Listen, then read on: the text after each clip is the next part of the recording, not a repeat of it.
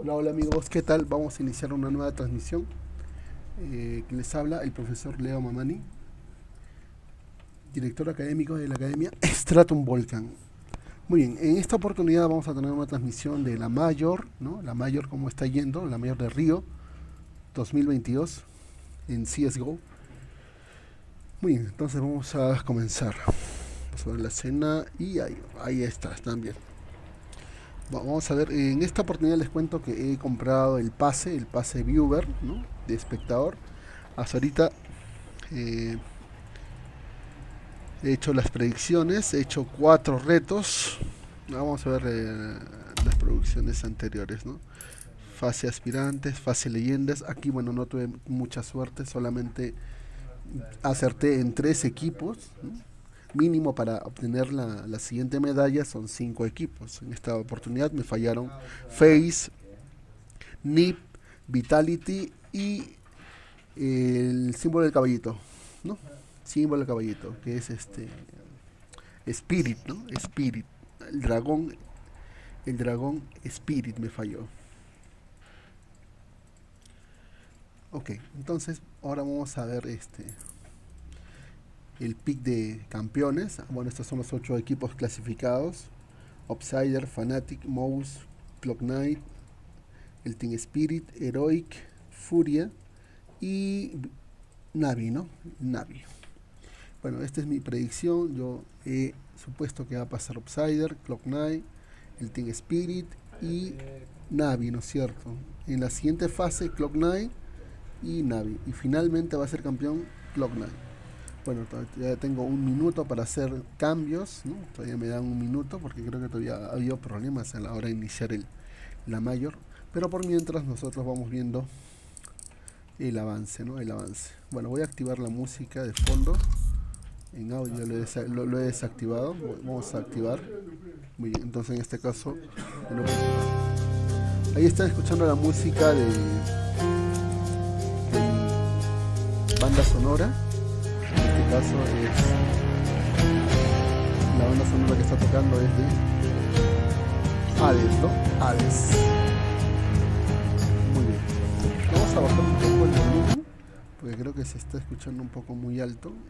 Bueno, ahí está bien. Ahí está bien en el volumen. Muy bien. Ok, entonces, bueno, les voy comentando que este es...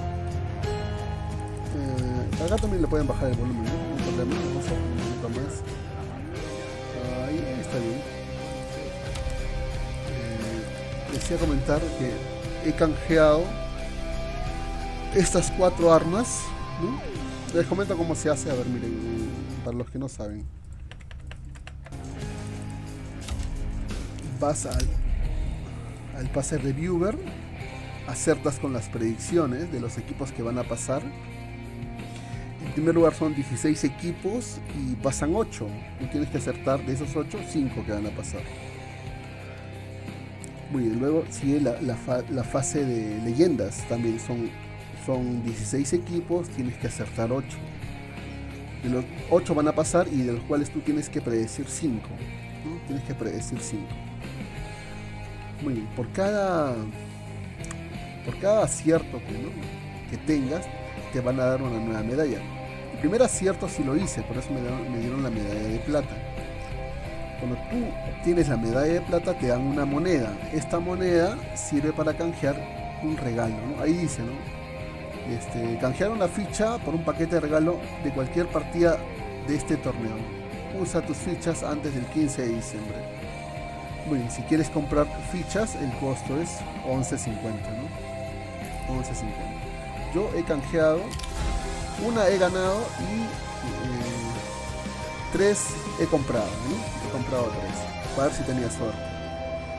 Muy bien, la más cara, la arma más cara que me ha tocado es esta, ¿no? Vamos a inspeccionar. Entre el encuentro de el Team Mouse y Fnatic, ¿no? Fnatic. Ahí está, ¿no? Son pegatinas doradas. Bueno, la siguiente que canjeé fue esta, del mapa Ancient, el encuentro entre GL y Bad News, ¿no? Ahí está, ahí ven el símbolo del equipo y el equipo GL, ¿no? Game and Legends. Muy bien. Ahí lo pueden observar. Bueno, luego la siguiente que canjeé me tocó esta, ¿no? Del mapa Mirage. Ahí se enfrentaron Navi y Vitality. En ese encuentro ganó Navi, ¿no? Ganó Navi. Bueno, en los playoffs, ¿no? En los playoffs. La siguiente arma es esta. El encuentro entre Spirit y Furia. En este caso ganó Furia. Ganó Furia en este encuentro. Ahí pueden observar, ¿no? Bonito cómo brillan las pegatinas doradas. Muy bien. Y en esta oportunidad, como tengo saldo, voy a comprar una pegatina, vamos a comprar, ojalá que me toque el profesor Fallen, ¿no? Que es un personaje que me ha gustado en la primera fase, aunque Imperial, ¿no? Quedó eliminado, pero vamos a ver si tenemos suerte. A ver, yo quiero en la fase de aspirantes, ¿no? Ahí está, ahí debe estar. Fase de aspirantes, fase de contendientes, ahí está vamos a ver dónde está el Team Imperial. Vamos a buscarlo por acá donde está la pegatina que quiero. Acá está Imperial y acá está Fallen. Presionar. Este es en glitter, ¿no? En glitter. El profesor Fallen o Fallen, como quieren decirlo. Muy bien, entonces bueno, luego este es en glitter y también tenemos en normal. En normal vamos a ver cómo es. Acá está. Pues es verdecita, ¿sí? Un color bien bonito. Fallen. Del Team Imperial, ¿no? Imperial, que quedó eliminado en la primera fase, pero vamos a ver si tenemos suerte. O vamos a ver quién nos toca. Voy a comprar en este momento. Tengo 4 soles 24, así que normal, autorizar. Y vamos a ver si tenemos suerte. Vamos a ver, cruzamos los dedos y ahí está. Vamos a ver. Drop. Este jugador es poderoso, Poderoso, el jugador Drop de Furia. Bueno, ya anteriormente en las otras Mayor me tocó el mismo jugador, lo tengo en una de mis armas. Pero vamos a ver, Drop.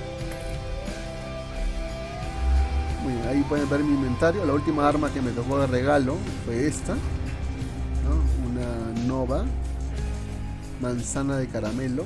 ¿En qué estado? Recién fabricado, como pueden observar. Ahí está la Nova.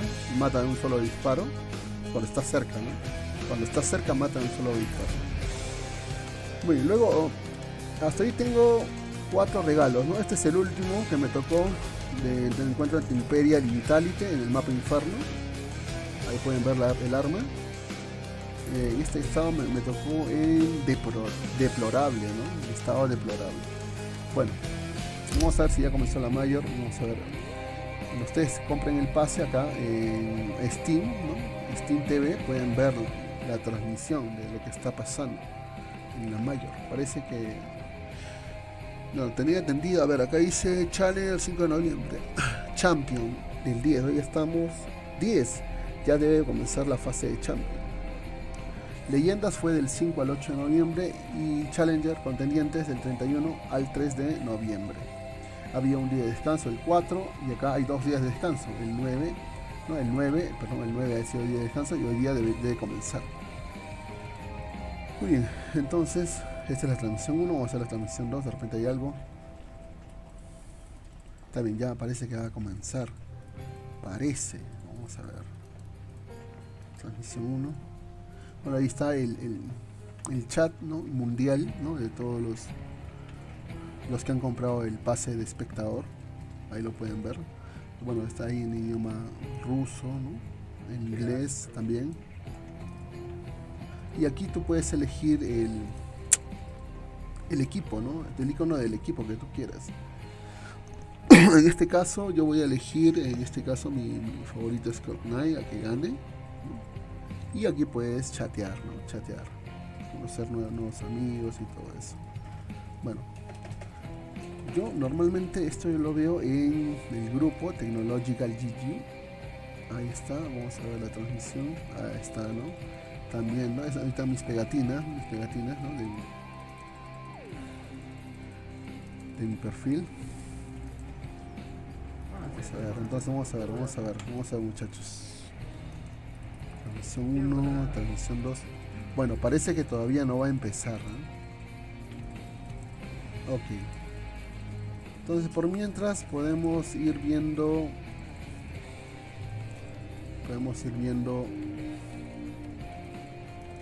una partida. Ok, pero quiero ver si se ha grabado lo que he visualizado. A ver, vamos a ver.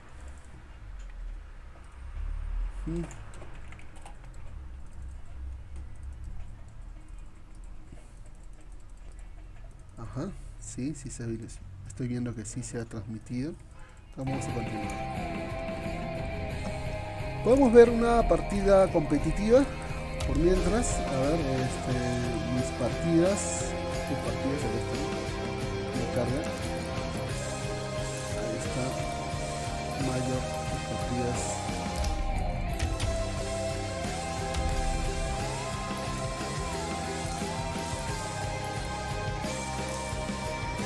Eventos. Río Mayor, Brasil 5 de noviembre. Y ahí están los equipos, ¿no?, que están participando. Luego el siguiente es en Europa. Europa del 6 de noviembre al 21 de noviembre. Miren, ahí están los equipos, ¿no? 6 de noviembre, o sea, mañana va a comenzar. No, ya comenzó ya, el 6 de noviembre, hoy estamos 10 de noviembre. Ya comenzó, al 21. Ahora vamos a ver. En Twitch. ¿Idioma qué quieren? ¿Inglés o francés? Ya francés, vamos a escoger francés. Pero para esto tengo que ver contenido.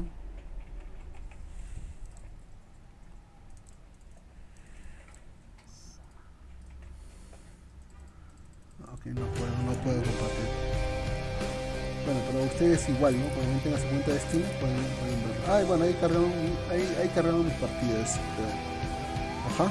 Entonces, esta no la he jugado, la puedo ver nomás. Esta es la que he ganado, ver también. Bueno. Ajá. Fuck in, Joker. Claro, man, digo teme. Taparrimos. Ok, entonces vamos a ver esta. ¿Sí? La cual gané. Con la gentita. La Inferno, ¿no? Vamos a verla, ¿ya?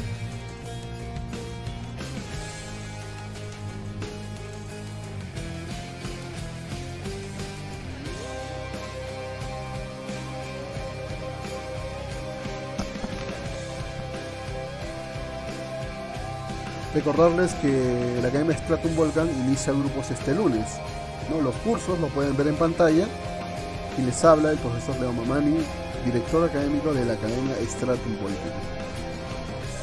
Muy bien, vamos a ver, en un momento va a cargar el archivo y vamos a poder ver la partida, ¿no? En este caso vamos a ver a los jugadores, cómo han planteado su estrategia. En unos momentos va a comenzar. Acá siempre te dan unas recomendaciones, ¿no? Vamos a ir leyendo eso. Las granadas aturdidoras sigan temporalmente cualquiera que les vea explotar. Ten cuidado porque esto incluye a ti mismo. Bueno, ya cargó. Vamos a... Shift Tab F2. Shift F2. Ahí está el panel de control, ¿no? Bueno, como vamos a adelantarlo un poquito a velocidad 4. Ahí ven cómo pasa el tiempo.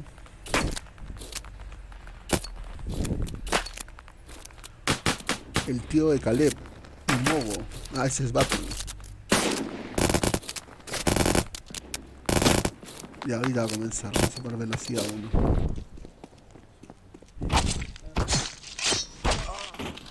Ahí estoy yo. God DJ Flusher.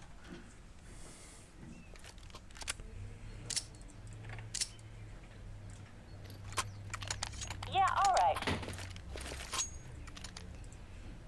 Bien. Yes. Vamos a colocar Shift F2 para borrar el panel de control. Yes, I concur. Y ya está iniciando la partida, ¿no?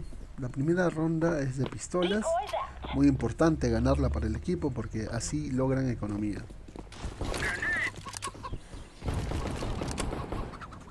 Ahí está Batman. Ronda de pistolas. Ahí lo vieron al negro Pampers, ¿no?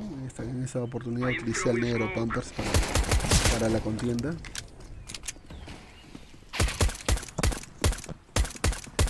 Ahí lo mataron en el humo a Polar. Pero bueno, Batman agarró su arma. Bueno, estamos yendo para A, ¿no? Ya que B estaba muy poblado. Dieron la información y bueno, está libre. Hay que plantar, ¿no? Con plantar ya logran bastante, ¿no? Porque se logra economía. Bueno, le ganamos. Quedan 2 nomás. Uy, quedo yo nomás. Ah, no, queda mi pata.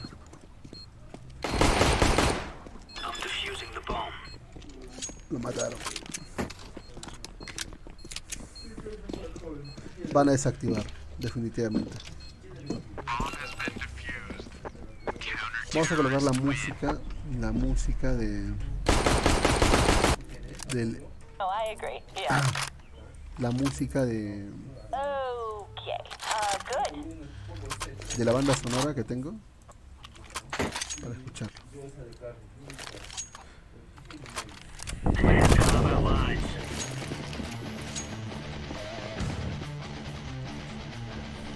I agree. Un poco metalero, ¿no? En la música. Parece heavy metal. Rock pesado. Lo mataron a Polar. Está metiendo un fuego en banana. Bueno, y de la bomba piensa ir a B. Sí, piensa ir a B. Hay 3 en B. Mataron a uno. Al tío de Palet, o sea, a Batman.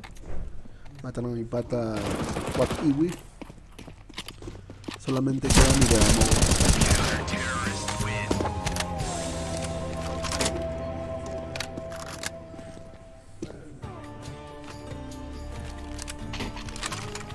Batman tira la bomba, se le da Mogo. Bueno, yo estoy con... la P90. La P90 es una buena arma. Bueno, para los principiantes, ¿no? Los que recién aprenden. Para los que ya saben, obviamente, la AK y la M4.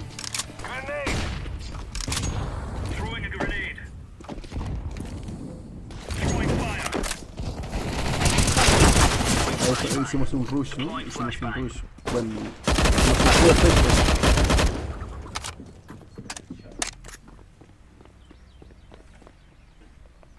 Pero la bomba la dejaron en base. La bomba la han dejado en base. Hay 7. ¿Quién es el 7? El 7 es Batman. Va a ir a recoger la bomba. Tenemos ganado B. Ya, entonces 2 para 2.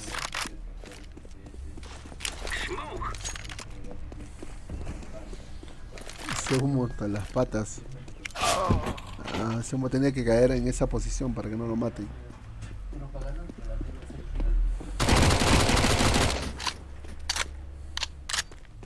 Ya, Quack Iwi. Tiene que plantar.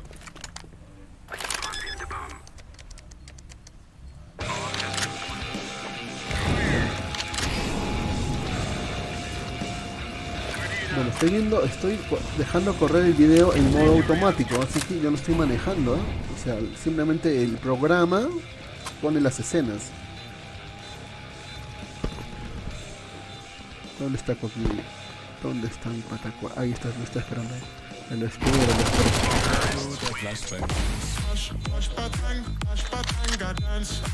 Del clan God DJ Flusher.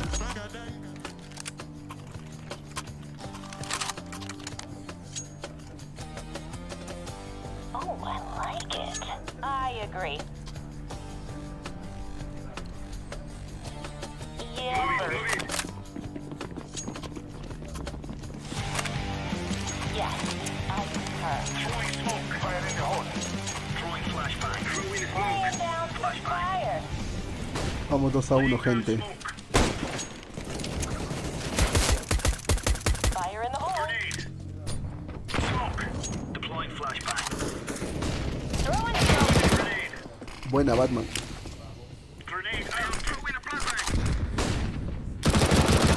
Buena, Batman. Throwing flashbang. Le tocó a Quack y...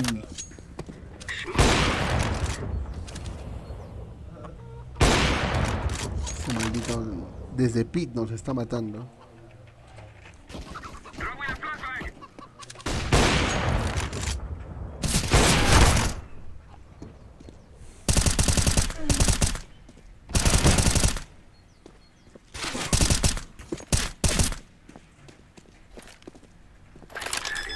Confío en Joaquín, confío.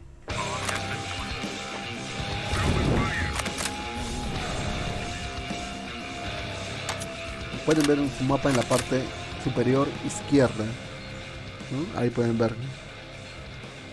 Está yendo por corta ya.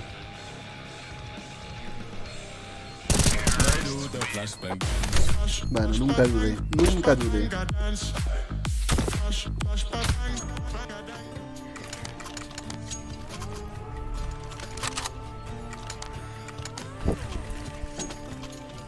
Vamos 2-2, gente. I like it. Oh, I agree. Ahora Yeah. ellos tienen problemas con la economía, por eso compran armas de poco precio. Nosotros no estamos tan bien que digamos.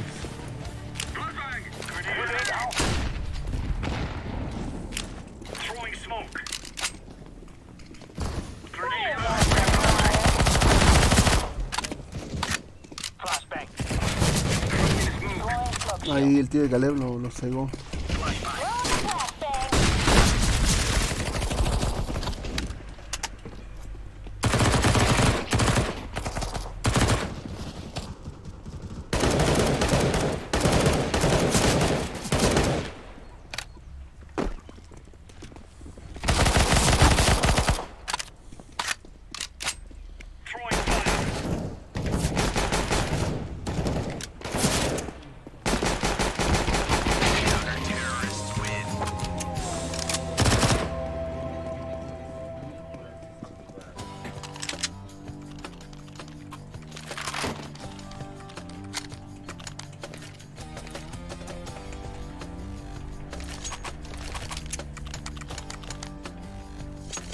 Un eco.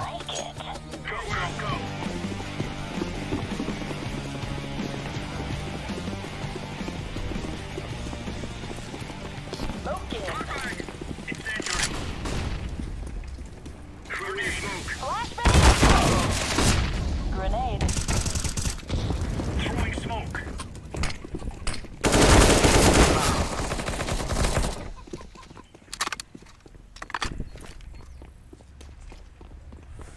Moguito y DJ Flusher del SC de Cristal. Lara, vamos a ver. Pucha. Ya fui, creo, ¿no? Ah, Polar todavía queda, ¿no? Polar.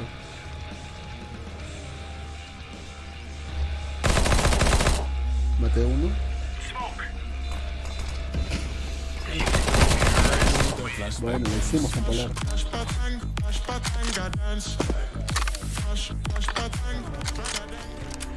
Yeah. Oh, 3-3, gente. Vamos a ver hasta la primera mitad al menos, ¿ya? ¿Qué tal nos va del lado Terro? no. Ahí está Mogo llevando la bomba. Bueno, se la pasó a quién.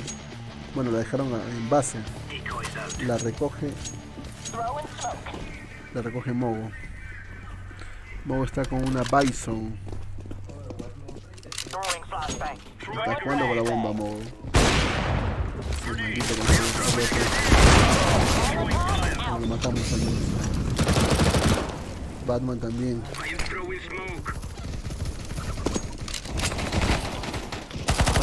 Párale, ya. Párale. Planta, planta, planta. 3 para 2.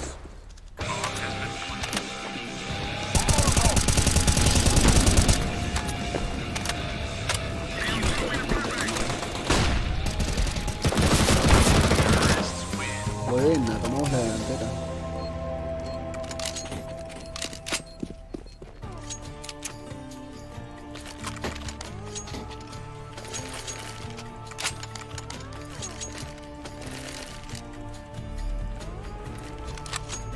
Okie dokie.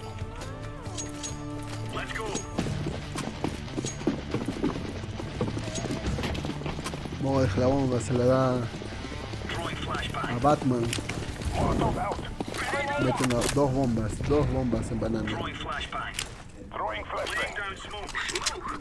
Throwing Mírala, lo mataron a Polar. Throwing a flashbang. Quakiwi. Vamos, Quakiwi. Grenade out. Lo agarró por la espalda. Uno más, uno baja más. Buena, la hizo perfecta. La hizo perfecta. Mató 2. Molotov. Ya están en ronda eco, creo, sí. Con esa arma, la arma de Arisita. La MP7, ¿no? Grenade out. Ya, cómelo.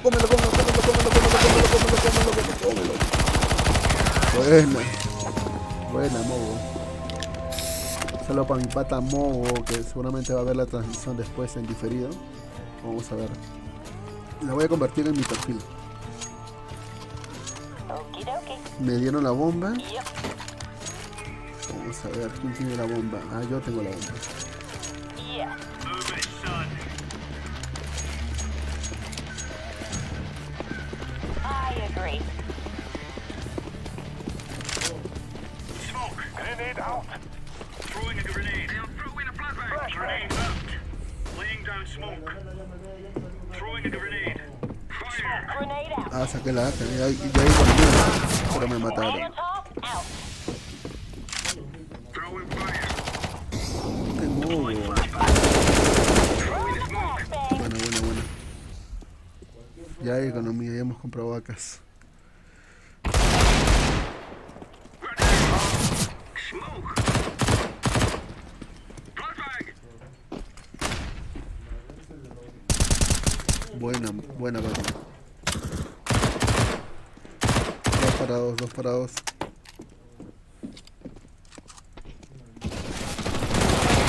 Counter-terrorists win. 4 a 5. Cada ronda cuenta, gente. Está parejo. Y ahora compré la P90, Mogo también. Yeah, El alright. tío de Caleb, la P90, mi tema Mogo, la Bison, Polar, la MP7. Y por fin creo que va a ser. Compré una AK.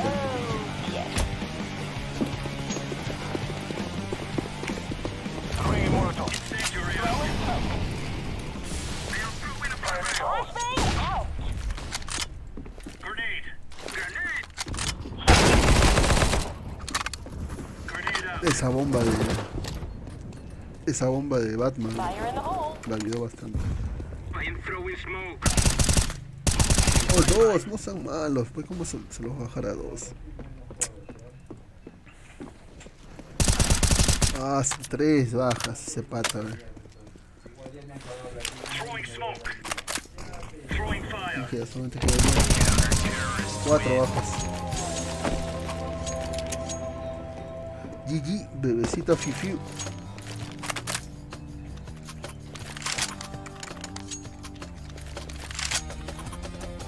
Oh, I agree. Yeah. Okie dokie. Come on, jump. Yeah. I like Grenade it. out. Incendiary. Throwing flashbang. Grenade out. Throwing smoke. Laying down smoke. Throwing a flashbang.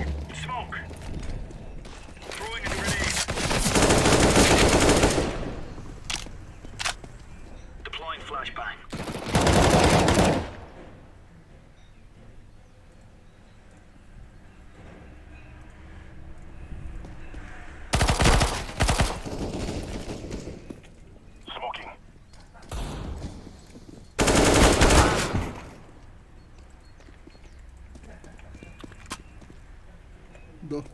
2 para 3, ¿no? 2 para 3 está. 2 para 3.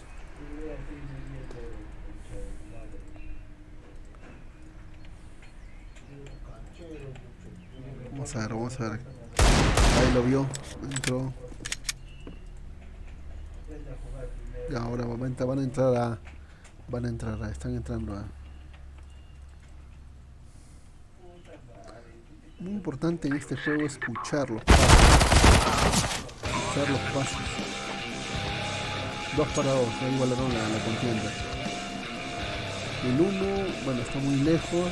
Matan al 2, yo creo que la hacen. Está muy lejos el 2. El 1 está muy lejos, el 2 está cerquita.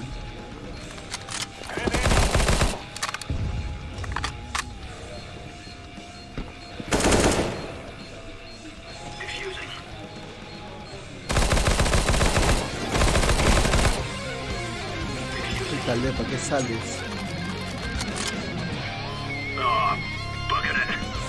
No llega. No compró aquí.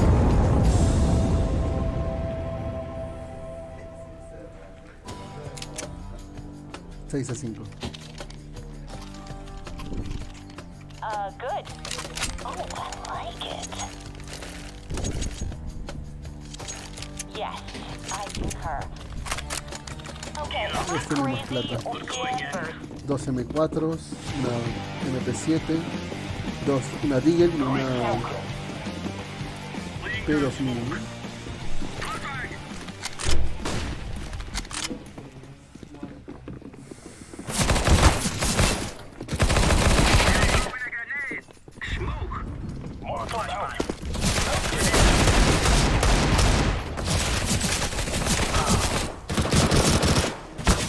Dale, popular.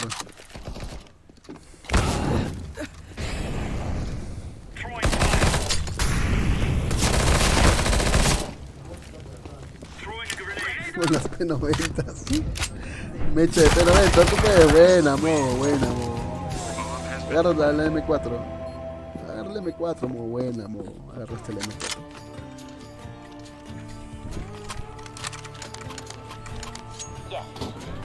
¿A quién se la da? Polar. No quiere, dice. ¿Pero quién agarra el M4? Todos han comprado. A Polar se la dio la M4, bro. Nadie agarró el M4. Ah, su madre. ¿Por qué si había un M4? No entiendo. No, deberías haber utilizado tú la M4.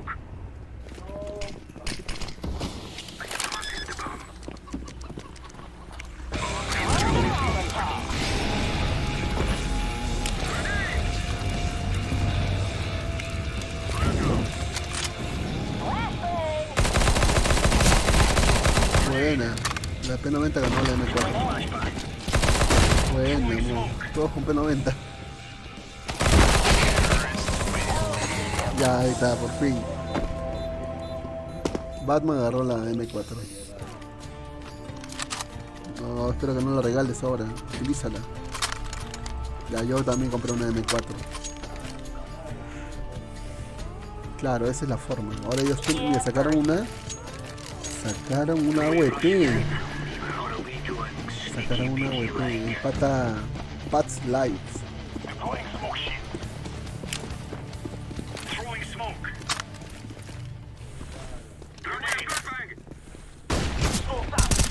Mátalo.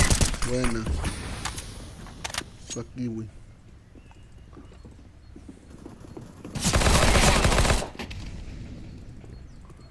Hasta la buena. Pasé ya, pero...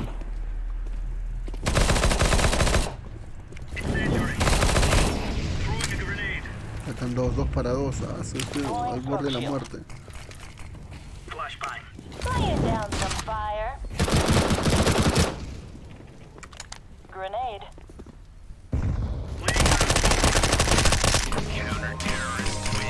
6 a 8. Falta una más.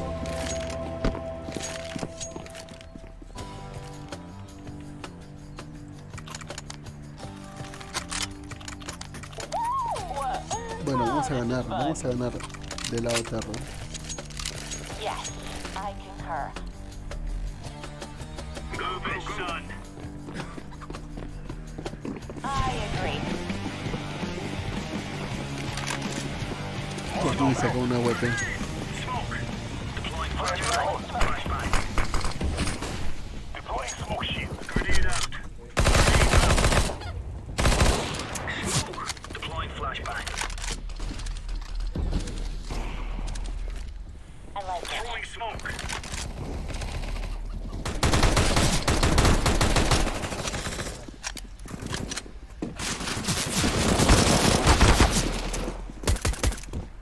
Throwing a flashbang. Bueno, gente, quedamos 8-7. Muy bien, vamos a cortarlo ahí. Vamos a ver si ya comenzó la mayor. Todavía no. Ay, bueno, ya comenzó la transmisión, miren, justo. Everyone respects CIS Vamos now. a cerrar esto que es para todos los jugadores. Bueno, yo como tengo el pase de espectador, vamos a ver en pantalla grande, ¿no? En pantalla grande.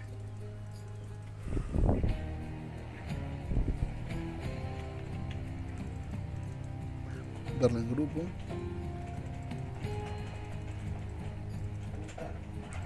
A ver, vamos a ver que cargue la transmisión de Steam TV.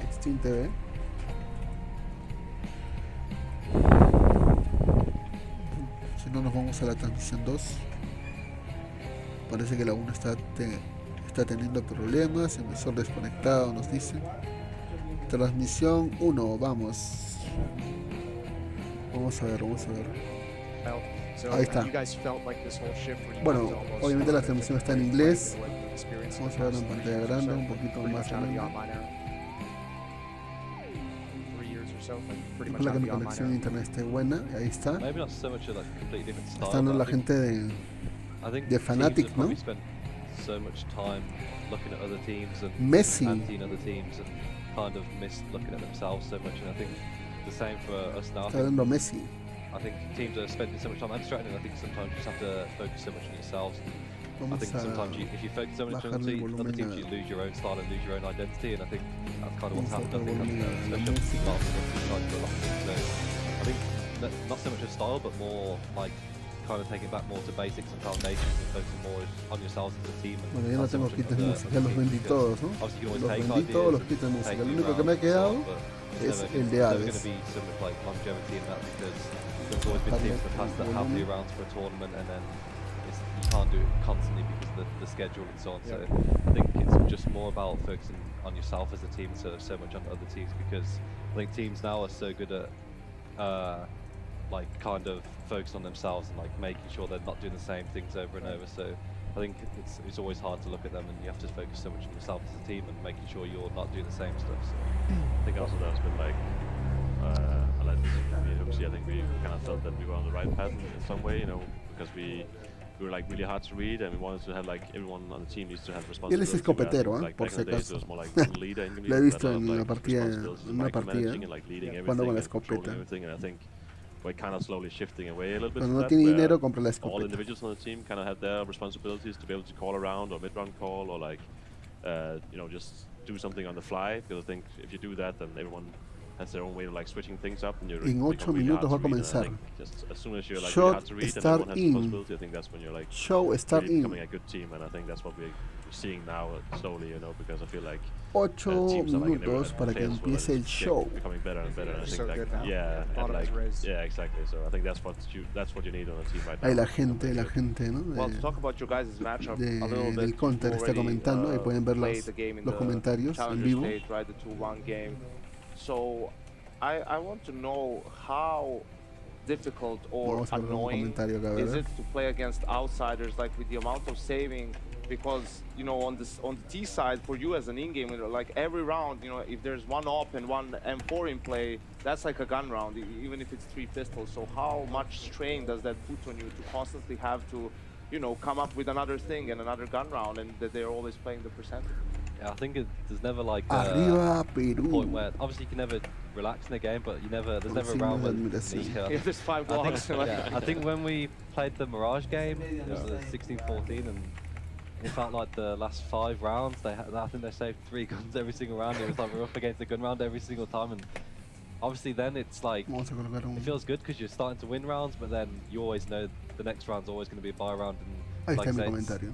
you always got to El make sure Joker. you're making the right call. Ahora and soy el making sure Joker. you're not Arriba Perú. becoming too readable, and like I said, I think it's always really tough when you're going up against these guys because it is obviously really annoying when they've got guns every single round, because there's, like I said, there's never a point where you can go, okay, the Rico now we can.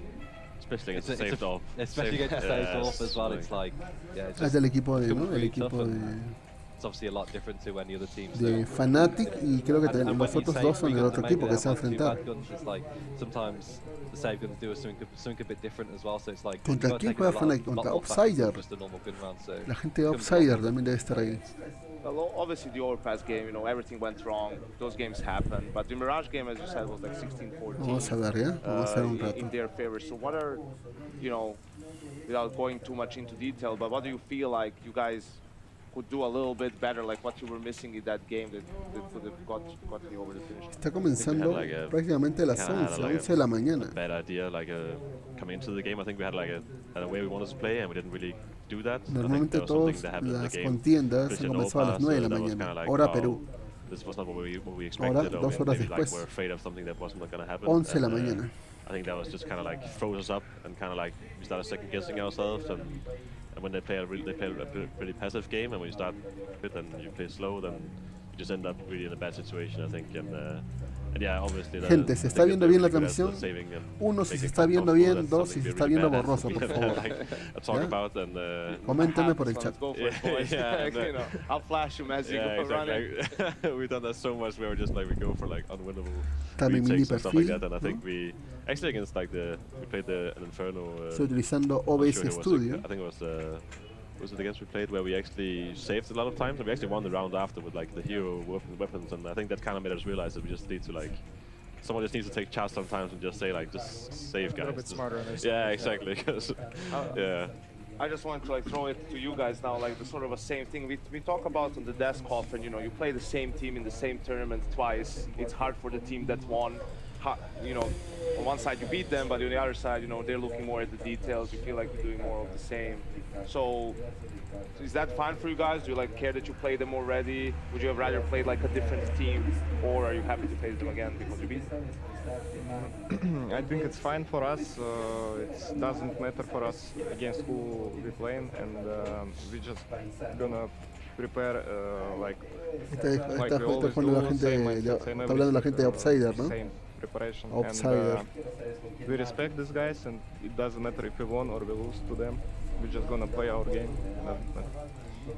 You mentioned James earlier as someone who's really Vamos good. a with elevar un kind of the poquito el younger volumen players. Can I porque just ask you siempre hay about unos Kick as well? desadaptados He's que also an cagan experienced player from the region, stream. also been in a major final as Ojo, well. acá un poquito. What's it been like having him with you also? Does he have a leadership role within the team, or is he another chess piece for James? I don't know how to explain, but he's experienced, but he helped a lot to Fame, Norbert, and helped to James how to do some rounds, you know, how to do Yeah. some calls, and he know how to think, how to do his mindset, and before these games, like, and help young people Yeah. how to think before these games, and he has experience, and he tried to give his energy to young people, and that's it. Okay, helps him get comfortable. Nice. When you guys look at, we just talked about kind of like the rise of the CIS region, when you guys look around at some of the other European teams and North American teams and South American teams, is there a team you guys look at and you really like the style of what they play? Since you guys are so unique, do you see any teams that you like to take some things from? Or you're like, oh, FaZe does this really well, Liquid's doing this really well? Had to throw that in there. Yeah, I know. It's just all the world. I think we're looking for all teams. Yeah, all the best teams in the world. We all Take watch them, yeah. their games, and I think all players doing like that. Yeah. Yeah. We just nothing special. Well, Messi, for you, you know, as a newer player and also new in the in-game leader role, is there someone you look up to? Who do you look up to, like, and try to maybe emulate a little bit, or you just like his style or his team style? Mighty Max, maybe. Really? That's no, You're worse than Jason.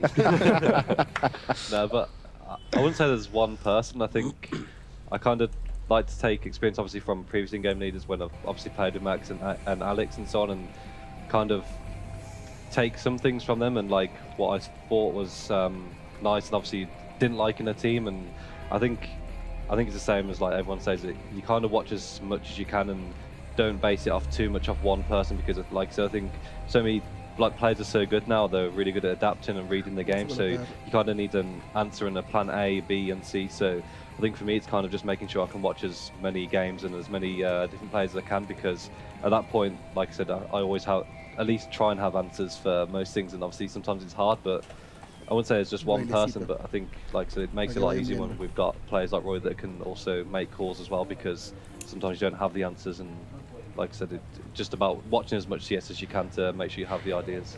Can I ask about Nikodel's really quick? Because he had a pretty slow start to this tournament. He had a couple games that were a little bit quieter than we're used to seeing from him, but obviously really stepped it up towards the end when you guys actually qualified. Is there a reason like you guys like this event came in and he was a little bit slow? Is it just like a bad start? Was it a rough game plan where he wasn't put in a good position, or is there any particular reason for that?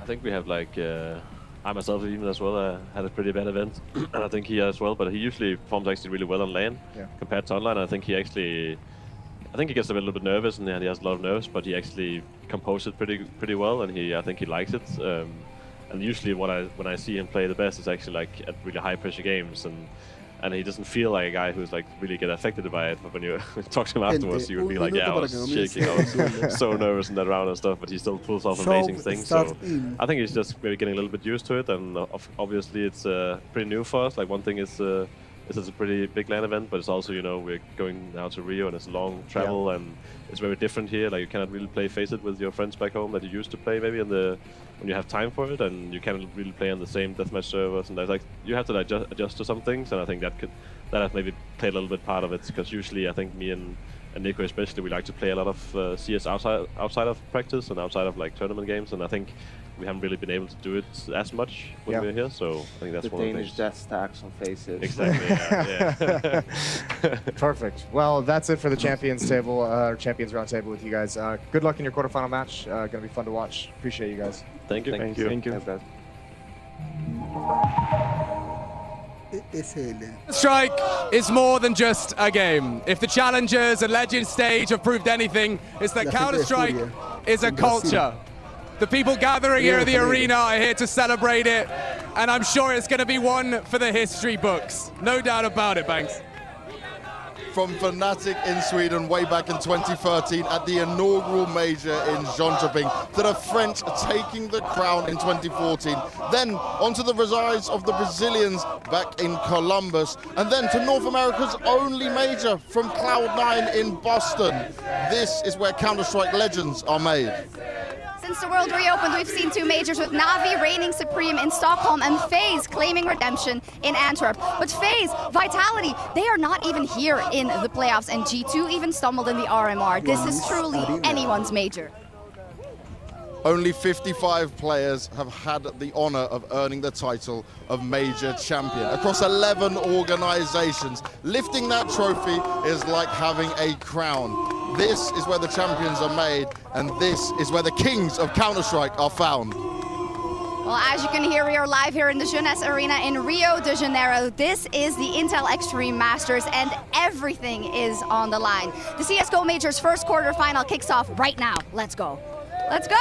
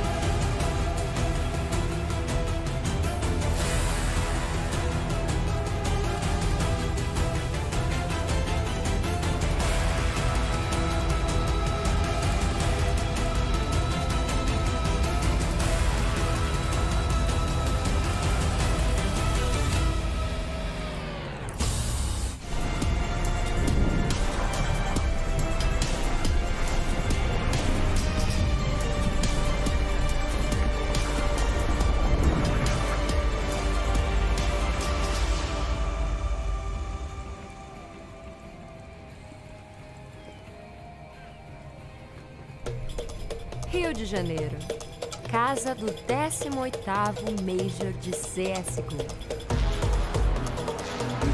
Nós prometemos paixão, fogo e adrenalina. O Brasil trouxe a loucura. E o Counter-Strike abraçou isso.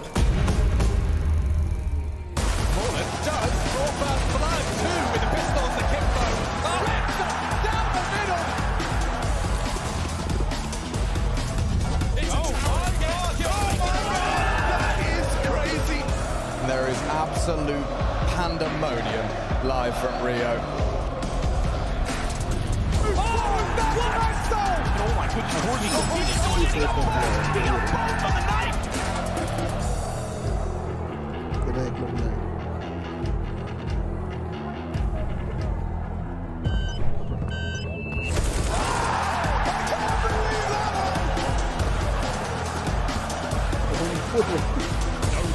Comes too late, so he hits his head.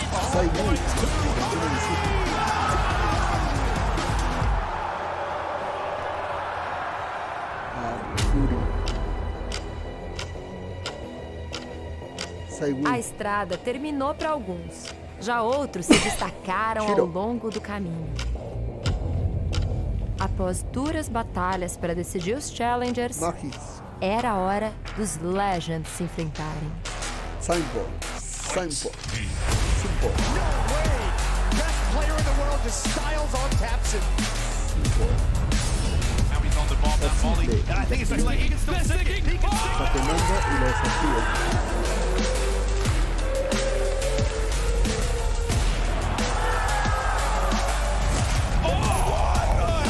He's in the side with the knife, and it's a disaster, an embarrassment.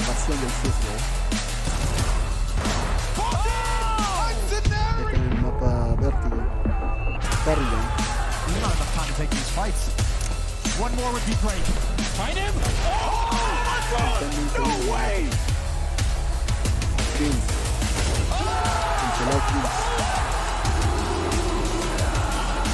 Drop.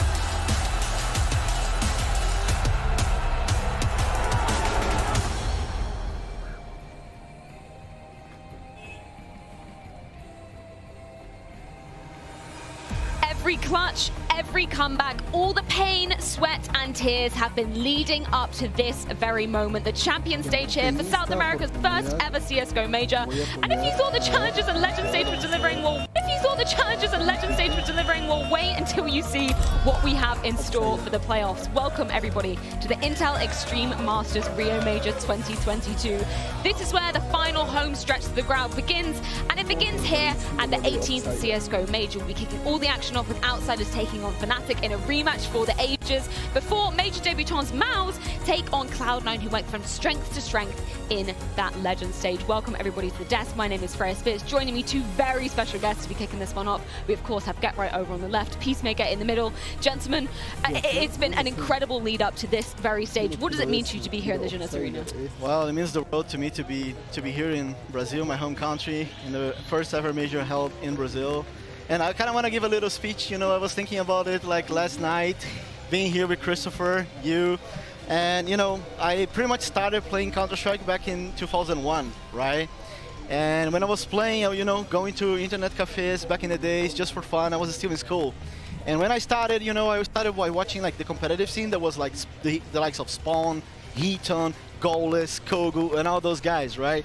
And then 2007 or something, I found out about Get Right. And he joined NIP, and then he joined SK, and the rest is history, right? So, you know, what I'm trying to say is that if it wasn't for Get Right and all those guys, I think, you know, a lot of the players who are competing today, and that includes me being here and a lot of the professionals in the scene, I think they simply wouldn't be here if it wasn't for you guys. So thank you very much for everything you guys did in the past. I think it's, you know, I hope this inspires you guys at home as well. You know, back in the days I was just a young boy with a dream, and now I'm here working at the major in Brazil, in my home country. So this is a very special moment for me. Thanks very much. I'm tearing up at that piece. That was beautiful. I don't think we could have opened this any better way. I mean, for you, Get Right, as well, the fact that you're back here with us, such a legacy. Why are you making me tear up? I didn't expect that at all. Like, I had to. Thank you from the bottom of my heart. Like, I had a dream. I actually was talking about that to one of the ESL staff guys that was walking here with Uber, taking Uber here. And I told him, like, I was one of those typical stories guy. When I was 12, I said I'm gonna be a professional gamer. My father and my mom was like, keep going. Like, they were supporting me the whole time. But I remember when everything became bigger and bigger for me in Sweden. I wasn't even playing abroad, and then like having a good time with my teammates back then, and just won like $10 or something. And I said, one day it's gonna be in a stadium. Everyone started laughing at me. Like I said, one day it's going to be so big that no one can even deny us anymore. We're standing here for each year that goes by, it's getting bigger and bigger, and we see region, especially like Brazil, if you look back in the history, you guys had nothing. Not even support from anyone, doing nothing for the scene. You had a huge player base, you had a passion, you had the drive, you had everything for it, like we had back in the days. But we at least had some chance of getting help from other people. And you did it by yourself, and now we're getting a major here in Brazil, and just showing everyone showing up and everyone around, and also like the old players who through the time has been playing from Brazil and from other countries in Europe, in US, everywhere. They're here to enjoy the experience, to see what happens like if you just believe in something that it was called CS. Yeah, truly making history here today with Brazil's first ever major. I do love that we got to see some of your winning moments from majors past, just there glaring off on the screen there, Get Right. What is it like now coming to such a huge, vast arena when, you know, originally majors were played in such smaller stadiums? I mean, it's just mind-blowing. It's same there. Another story. I was talking to Carmack when I arrived here, one of the guys, the head guys of ESL, and he's been there as well with me through the years. And I said to him, when I walked out on the stage in Katowice the first time, the first major, I was scared. I was standing on top of like end of the stage and looking up, and I'm like, I mean, first of all, everyone is against us. Everyone is cheering for the Polish guys. But I'm standing there terrified for my life, and I'm like, is this a reality? And then just seeing it exceed for each year that goes by with different organizations and ESL pushing it forward. It's just beyond the expectation. Like I'm thankful from the bottom of my heart to making me living this life and being part of it still. It's just, it blows me away every day that I wake up. Yeah, I think the fact that we've had a crowd from beginning to end here at the major as well. I mean, I had high hopes for the Brazilian crowd. They have exceeded all my expectations. We're going to have 5 times the crowd size in this arena. Things are going to get loud today, Peacemaker. Oh yeah, for sure. Like, it's starting to get packed, right? I can only imagine when Furia plays tomorrow how this is going to look like. And yeah, I hope this is a, you know, a massive success. And, you know, I think Brazil deserved a big event like this one. You know, before this one happened, everybody's like, oh, you guys should hold the major in Maracanã Stadium because it's going to be 100,000 people watching and stuff. Unfortunately, it wasn't possible. You know, like, even though, like, we're going to have, like, so many people here, you know, Counter-Strike fans. And, I mean, Brazil deserved it. And I think this is one for the history. I think this one is going to be marked in the history for us, probably one of the best majors. Definitely in my eyes, like the best crowd that majors ever had, right? Like we saw them obviously supporting the Brazilian teams, and, you know, supporting everyone in general, you know, like we saw a lot of beautiful moments so far. Yeah, it's been beautiful to witness. I mean, Christopher, you're going to have to take to the stage, arguably against the home crowd on Sunday in our show match. You ready for that? No, I'm not ready for that. No, I'm not ready for that. I know there's so many people looking forward to see that, and especially, you know, me with my old friends and even, you know, enemies on the server sitting next by me to play together with them, which is just a little small dream for me personally. And also be playing once again against my Brazilian brothers, you know, like they have always been there from the day one and always been, you know, opening arms for me. So doing it in front from their fans here in Brazil, it's just gonna be an experience that I wanted to go like a movie. It's gonna take 1 minute, it's gonna be like half a second for me. I just want to feel it even more and longer than everyone else. This entire weekend, it's going to be breathtaking, gentlemen. Thank you so much. It's been an absolute pleasure to have you join me up here to open up the show. We're going to check in with our casters, however, to see how they're feeling heading into day 1 of action here at the playoffs. Hi everybody, I am Rio 2022 and it is the Champions stage. I'm outside with Chad, we're in the fan zone which is going to be filling up. Of course everything's sold out, it's going to be a party over the next weekend, and of course leading into that we do have a big game today, and of course many more games to look forward to. Chad, let's reflect a little bit on the games that we have already witnessed and perhaps some of the results that surprised us. You could just point at the fact that the top 3 ain't here. I think FaZe has to be the biggest one, mate. You can bring Vitality, you can bring Liquid into the conversation here, but this is the reigning major champion, not here to play in front of this, right? We've been walking around now. We have seen what this has on offer. I think their hearts are going to break when this goes live. Yeah, FaZe is the big one here, but we got Furia, right? That's a sacrifice that we're all willing to make here in Rio. And you look at this, we got a music festival level of event on our hands. This is something to make you smile. Yeah, and I mean, if the fans, of course, have been absolutely wild. We've already got to see them arriving. I don't think any of that flair is going anywhere. Yeah, cheering this morning, mate, in the line, in the queue, just getting into the venue, the smiles on the faces. If you're not here having a good time, what are you doing? This is a Counter-Strike player's dream.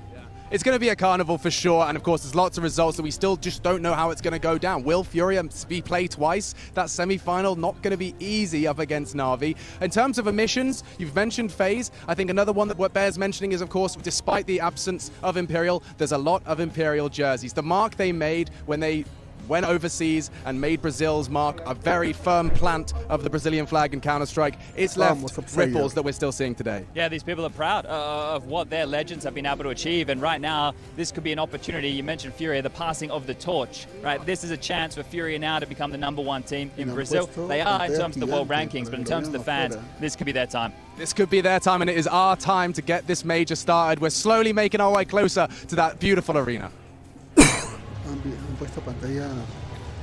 Here we are, Maniac, back at an event, Rio Major this time. It's time for another one of our battles with the Colex Rush segment. Man, we've had many battles over the years already. Feel like maybe you have an advantage a little bit. No, you had the upper hand, actually. Our teams are pretty similar, right? With one key difference. Yeah, fortunately enough, when our producer told us about how similar our teams was, I thought, maybe that's a good sign. Maybe I'm not completely lost in this. Oh, great minds think alike. Is, I believe right? There's a saying like that. You know, the difference being you have Stav and I have Electronic. I'm going for Wisdom over Youth. I mean, we should probably also talk about the rest of the cast. We've had some fantastic players here in Rio. We obviously had the Yuri Queserado duo, just addressed by Chad and Alex, of course. This could be their time. We have Simple, because how can you not have Simple in any kind of all-star team? And then I think both you and I, we kind of tipped our hat to veterancy, to mentorship with Crims, the man that has been won the most major here out of the players left, attended most playoffs. He's going to be quite needed. Yeah, and Electronic for me as the end. You know, I feel like we get Cerrado and Yuri from Furia. Let's bring in Simple Electronic for Na'Vi, have the two duos. And Crims, we've heard from the Fnatic players, you know, how much he means to them, how calm he is, a presence on the stage, right? And they're definitely going to need that today versus Outsiders. And when I heard that you actually picked Electronic, I felt bad by myself, because I thought, hey, I could have had this IGL. I could have had this great leader, fragging power as well. I decided to go for Stone because I think he is a superstar in the making. He's been a little bit quiet so far in the Rio tournament, and Lord knows that he is going to be needed. So I hope that my players can be autonomous, independent. They don't really have someone to guide them. But you know what? I think it might just be time to jump into the server, see if I can grab another W over you, or if I'm just going to take a big L right here. Somehow, I'm always on pistols when I play against you, Maniac. We're eco round. You have triple up, full utility and everything, so we'll have to see how it pans out this time around. I feel like just as a matter of percentages, I would have to win eventually. Yeah, I guess by the numbers. Like statistically, I cannot just beat you every single time. You probably also have the best lineup in here. I don't know. I'd be safe. Listen, we have the game starting here as I'm trying to peek behind. I'm actually not sure. I'm on the CT side of Overpass. Of course you are. I'm on the CT side. Someone hates me. Like CT side in meta. I know, but I think this can be done. We're in a 4v5 situation, Maniac. It's not good for me. Nope, nope. We have all the information. 4v2 on A. Why are all your players? My rotation is a bit late. You don't have Electronic. You don't have Electronic. There's still hope for me. The trades are happening. We're pretty safe. That's a 4v3. I have a clutch flank coming in from the back. I think it's over for you. Honestly, I think it's over for you. I don't like the look of this. Nope. Wait, hold on. What is happening? Why are you turning around? 2v2. There's a chance. It's not over. There we go. It's over. It's not over. Be ready. Be ready. That's my win. That's my win. Cerrado. Yeah. No. That was a close one. I think that's the closest I've got so far. GG's. And yes, another victory for Maniac. Just a normal day. I think you'd call it a day that ends up with Y.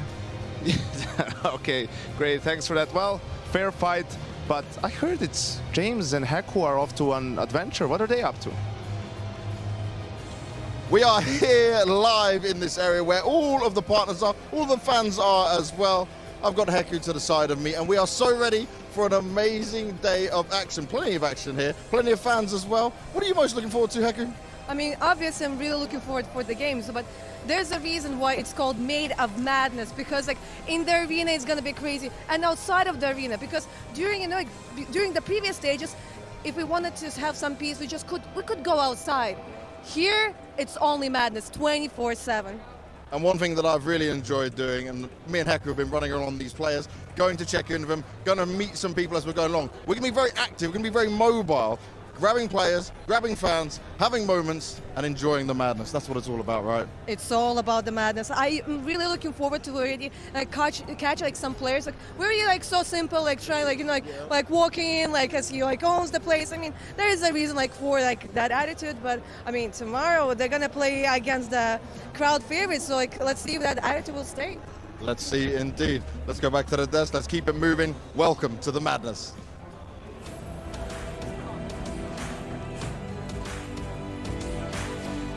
Fanatic. Outsider.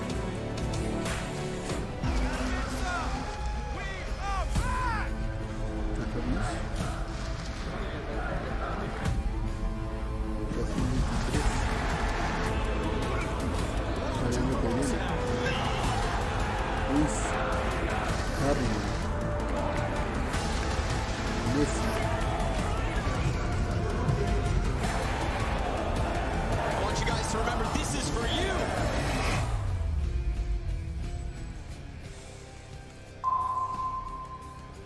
Introducing the Black Friday Madness. The biggest sale in ESL history. Special weekly deals just for our fans. Shop now at shop.eslgaming.com. SL Shop. We're rocking and rolling with A Identity. This is a whole lot of fun. So we were just talking, you haven't heard of this AI generated art before? No. Super interesting, like new emerging technology where you can pump in any descriptors and it will generate an image really almost exactly to the specifications. Almost exactly to the specifications. Your imagination is the limit here. Okay. So, style. What kind of like art style do you want this to be in? Steampunk, you know, wherever you want to take it. Steampunk. That's really. I like that. You like the steampunk aesthetic? Yeah, I think it's pretty cool. I'm more of a classical kind of guy. Yeah. Nice and simple, but we can go with that. Yeah, let's go with steampunk. That's good. Yeah, I like that. What is the subject of this steampunk world? What are we like? Usually it's like something fancy, right? Futuristic, maybe. Some robots, maybe. Ooh. Yeah. Like steampunk robots. Yeah. Because it's all like steam and like gas water powered, you know? Yeah. Okay. Steampunk robots. Ooh. Like that. I'm interested. Robots, yeah. So what, is it one robot or like an army of robots? Army. A robot sitting, an army? An army. Yeah. This is exciting. Army of crazy. Framing, so like framing lighting, so like I'm trying to think how. I have like a shadowy or like darky, like in my mind. Yeah. Mysterious shadow? Like shade shadow. Where is this army of robots? Are we on the mountains? Are they in a factory? Where is this army of robots? Mountains. What's the in Rio. We're in Rio. I've seen mountains everywhere. It looks, that's good. Okay, so like the mountains of Rio de Janeiro. Yeah. Oh yeah. Oh, I'm intrigued. This is gonna be good. Leave it there. We don't want to overcomplicate. Yeah, that's true. Let's see. I'd love to see. Whoa! This is the second one's the more badass. Yeah, that's good. And they look like an army. For sure. Yeah. The second one is really. Yeah, the second one's fire. Yeah, that's those robots look as well. Like they look dark as well. You know, they look evil. They do. It's really good. Wow, you guys are modern artists. Yeah, we made that. We made that. That's yours. I mean, yeah. That's our baby. Yeah. I'll try and post it to my mom and say that I made it. And hey, Mom. Yeah. I'm a digital artist. artist Like, oh my god, my son is such a good artist. I'm gonna show all of friends.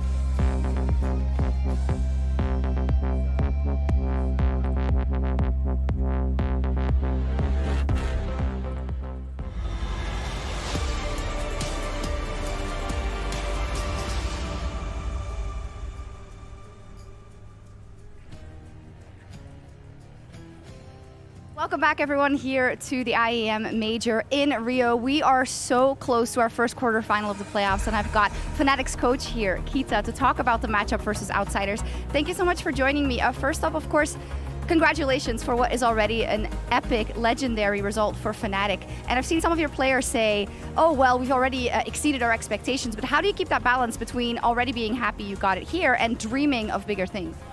I think in general we've tried to not put too much pressure on ourselves throughout the whole tournament, and I think that's gave us quite a good advantage. But specifically at this point where we really felt that people did feel a sense of accomplishment and we're really happy where we got, we made sure today before the game we had sort of talk. We spoke about not being too complacent and kind of having that good mixture of going in with high expectations but also not doing the opposite of what we've done previously in this tournament and sort of keep the pressure off ourselves. Yeah, of course, try and play your own game logically. It's been very impressive to see how with this mix of newer players to the major stage and very experienced players, they have not really seemed to be that affected by stress overall, which was a big question before that. What do you think from a coach perspective has led to the fact that they're so comfortable? I think the fact that there's the bigger teams that have sort of formed to win championships such as Vitality and FaZe and Liquid, who have tons of pressure on themselves and probably from the fans and on the players themselves, whereas we've sort of been a newer team that have actually been really struggling and people didn't really expect much from us. So I think we've been able to use that in our favor, and we still do have experienced players such as Fred like Crims that have high expectations, but overall we haven't really put those expectations or pressures on ourselves. We more took it game by game, and yeah, I think this really helped us. Flying under the radar a little bit, but doing amazingly so. Now, up versus Outsiders is going to be a difficult one. Of course, you played them before. Stylistically, it's always a very tricky matchup. What will be the focus going into this one? The focus is actually, we felt at least when we played them last time, the first map obviously wasn't competitive at all. It's our map, they like completely destroyed us. The second map, which was their map, was actually, in our opinion, competitive and we could have easily won that map. We screwed up quite a few rounds, so we kind of changed the veto a little bit, which has only changed the order of the maps and it's still the same maps. And we've also took the lesson that we got from the first map to the second map last time, which was to not think too much about them and rather play our own game and not get in our own head. And I think that's what we're going to do today. It did look a lot better on Mirage, but the best of luck today for Fnatic and for Kita. Back over to the desk. Thank you very much for that one, Shox. Yes, from an organization cloaked in history, now this revamped roster eager to write a legacy of their own. Yanko and Maniac join me to preface this first quarterfinal here at the IEM Rio Major. Gentlemen, as Shox was alluding to, this is a rematch of earlier in the Challenger stage, but up on that major stage, we know anything can happen. Absolutely, and you know, that was a game, as we said, Outsiders won it, one convincing map, one not so much, and you know, me and Maniac, we talked, I mean, a bit of a spoiler here from Kita telling us it's going to be the same maps in a different order. We didn't think that was going to happen. Yeah. We thought Fnatic was going to switch it up. It takes a lot of cojones to pick a map that you lost 15-0 the first half again, or leave it in the pool, so that probably means they didn't pick it. It's a decider this time around. It's going to be a great challenge for Mezzi. It's going to be one of the stories that we follow throughout this major. This player who used to be in the sub-top of Counter-Strike, even dipped his toes in Valorant, comes back here and suddenly is at the helm of a team in the playoff of the major. Has to be the IGL, going off same map, same opponents. You just had to do him like that, dip his toes into Valorant, right? But there's a guy who didn't dip his toes into anything except Counter-Strike glory, and that's Crims. Back in the playoffs, right? One of the most storied players we have. He was there in the playoffs at the first major in DreamHack Winter 2013. Now he's back here after a long hiatus. I mean, it's very surprising to think of, you know, it's been 2018, you have to go back for him and a playoff majors appearance. Talk about a journey of sustainability for Crimson. Think about the path he's had his whole career, from being the sidekicks to the likes of Olaf, Flusha, being a little bit in the shadow, not a lot of people giving him the attention, then has a period of drop, kind of dips out of the major cycle 2018. We talk about it. He comes back in as a mentor. He comes back in kind of trying to groom these players next to him, help Mezzi, you know, stabilize his emotions. We're going to be on the stage. Crims has played more than 100 maps in these setup at the major. He can help. He has to help. He has to be a beacon of tranquility. And we've heard it from, you can see 13 playoffs for Crims, you know, those stage games, that's when he really comes in with the experience. We heard it from, you know, Mezzi and Roy especially, right? As a player who is older but not as experienced playing big games, he said, Crims is a massive help to us. You know, I asked him, hey, what's it like, you know, playing on stage? He's like, yeah, it's cool. That's cool. You know, it's actually Crims, it's his favorite place to play, right? Like the stage games, the big crowd, the big games, that's where he does his best work. And they both said, you know, it really helps us a lot, Messi with his calls, to kind of make sure they're concise, on point, communicated clearly, and there's not, you know, panic or anything along those lines. And that's the thing I think that's so interesting about the story of Fnatic, and kind of, I guess, this motley crew of players that have come together, found themselves under this organizational banner. Is you're talking about the skill and experience coming from Crims, particularly going to be, you know, essential coming onto this major stage. And then we look at some of the newer guns that have kind of joined the fray of Fnatic.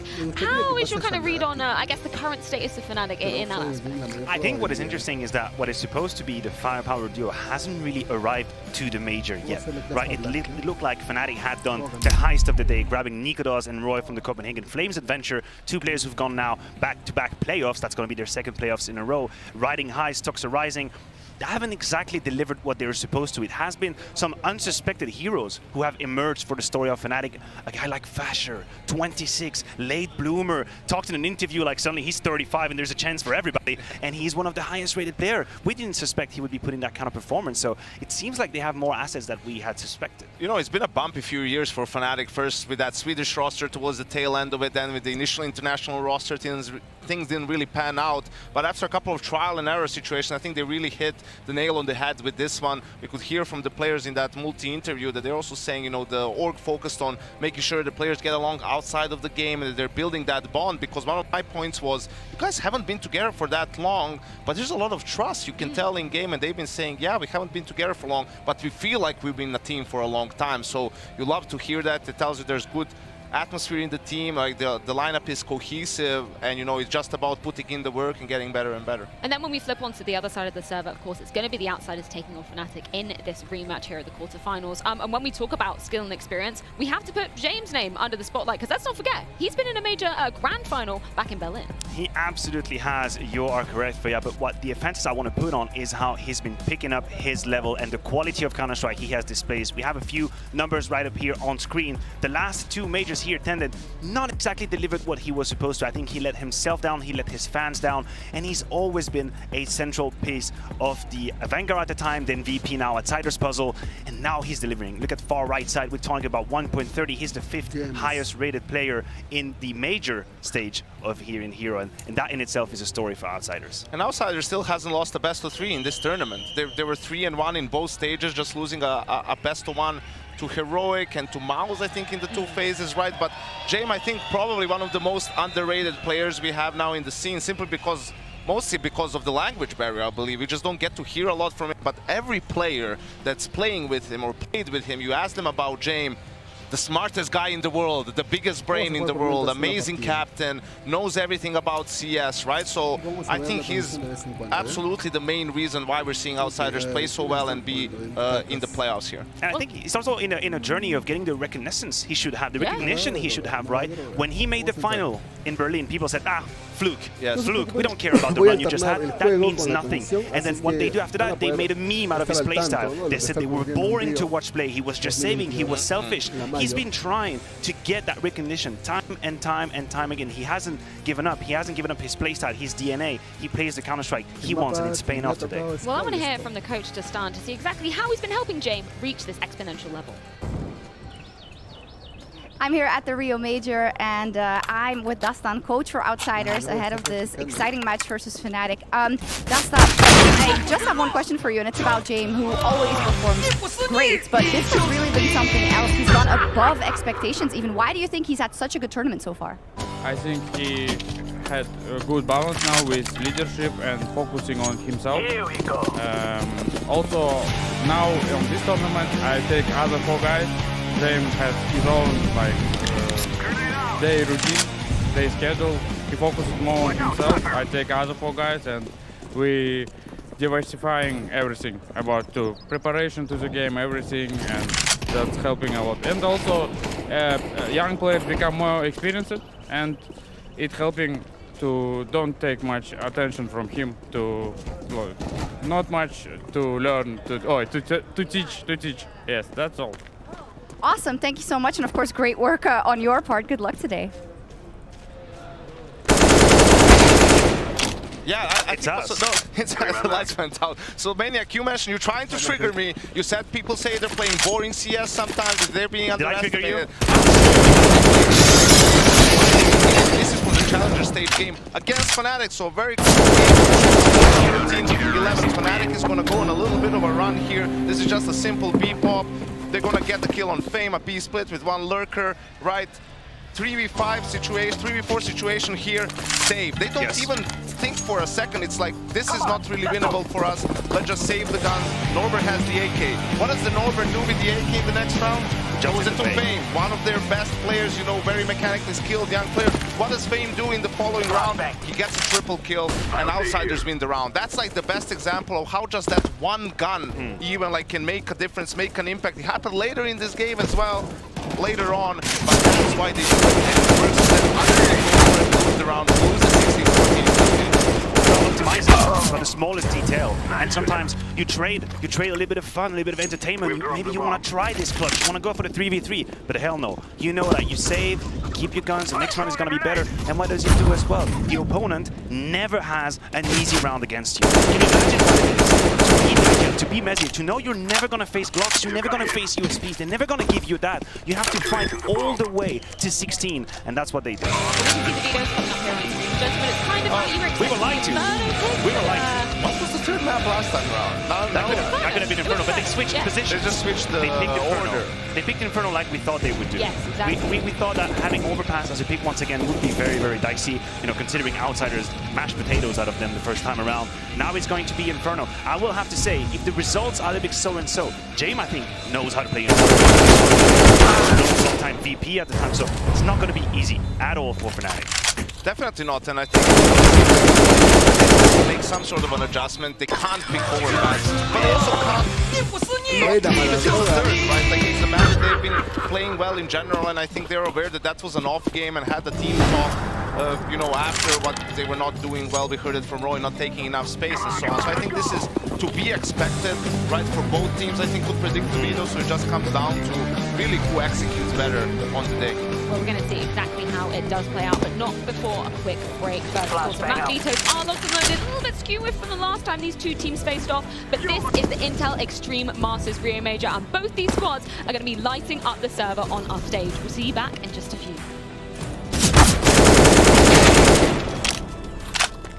3 that's left. Counter-terrorists win.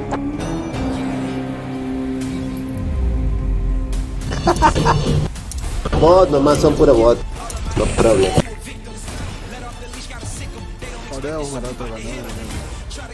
Tita, ya papi.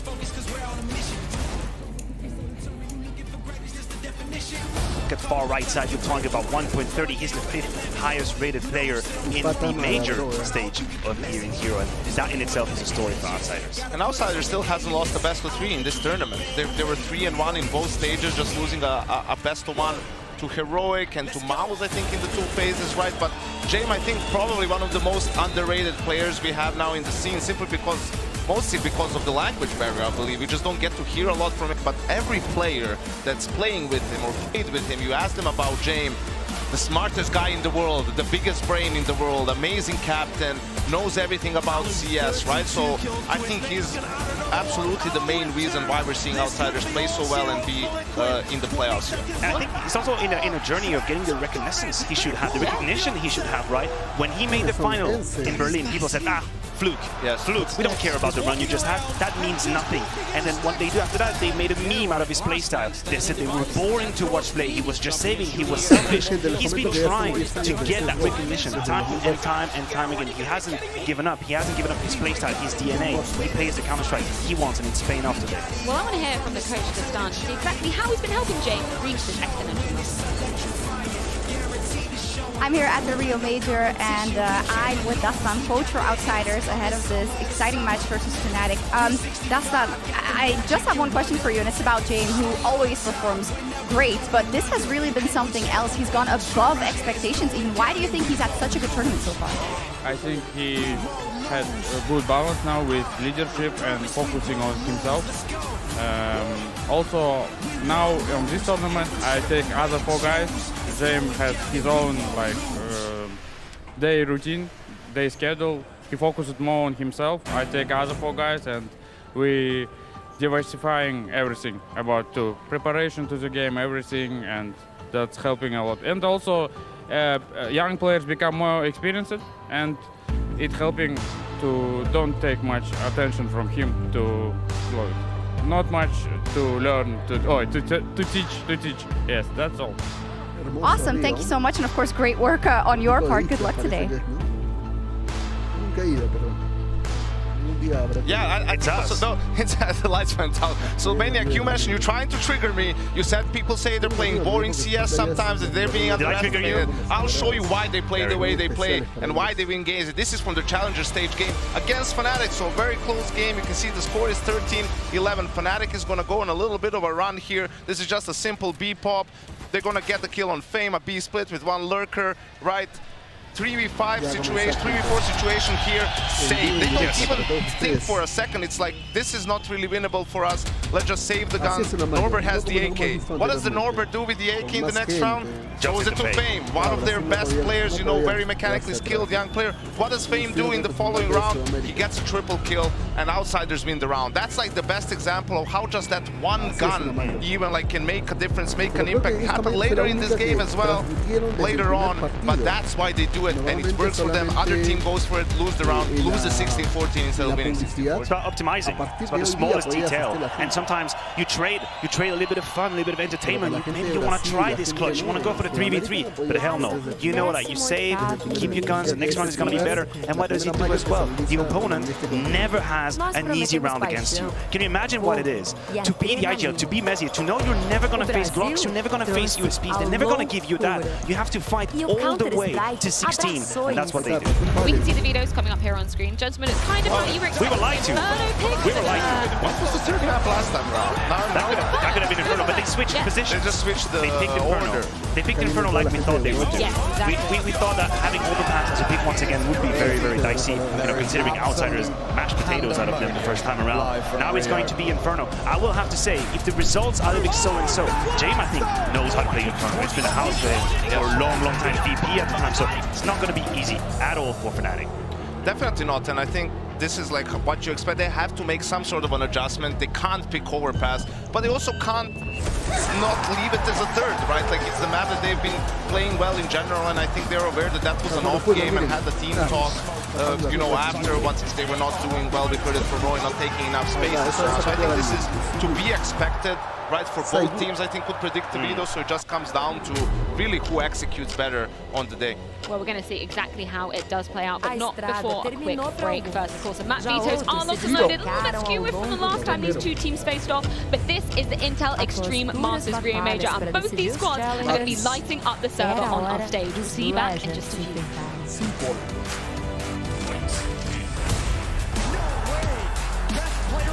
Styles on Tapson. Now he's on the bomb, not Molly. I think it's like he can still stick it. He can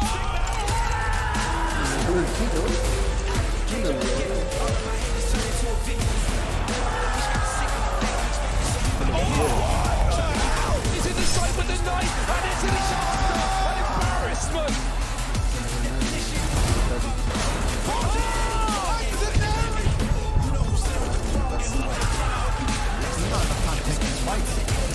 One more would be played. Find him! No way!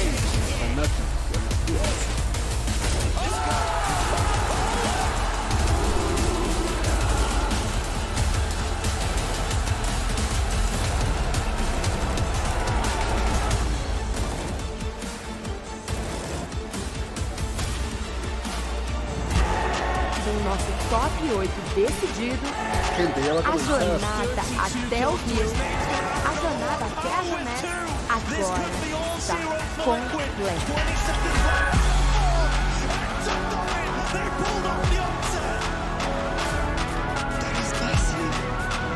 What's next? They're walking around and just walking in the stacks. They're on top.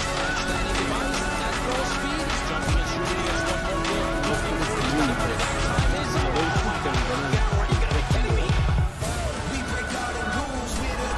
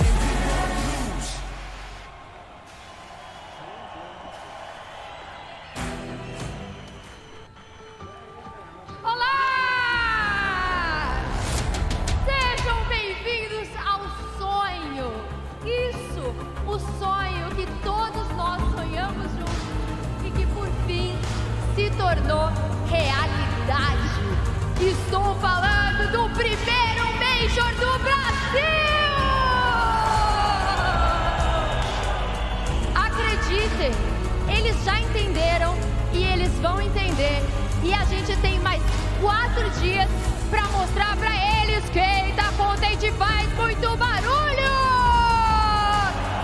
Faz barulho aqui na Jonese Arena e faz barulho até a FanFest escutar! Eu sou a Nive Stefan e é uma honra gigantesca estar aqui com vocês hoje, não só como sua apresentadora, mas também como torcedora, assim como todos vocês. Nós vamos dar início a Champions Legends e a gente começou aqui, a gente vai ter Outsiders versus Fnatic, Mouse versus Cloud9 e amanhã a gente vai ter Spirit versus Heroic e que mais? Será que eu tô esquecendo alguma coisa? Quem vai jogar contra a Nave amanhã? Então vamos dar início às nossas partidas. Vou começar chamando aqui os dois times iniciantes e eu vou falar pra vocês, eu quero que vocês me ajudem a mostrar pra eles toda a hospitalidade do povo brasileiro. Façam muito barulho como eles nunca ouviram na vida para Outsiders! E adrenalina. O Brasil trouxe a loucura. E o Counter-Strike abraçou. A beautiful introduction here in Brazil, and it is time to welcome the teams to the arena. We start with the Outsiders over in one corner of the ring. Gentlemen, two major newbies coming out onto this very stage. The nerves, but the excitement must also be exponential. Two rookies indeed we see here. Norbert leading the charge, he's got the flag on it, he's embracing the moment. Has to be one of the keys being a rookie.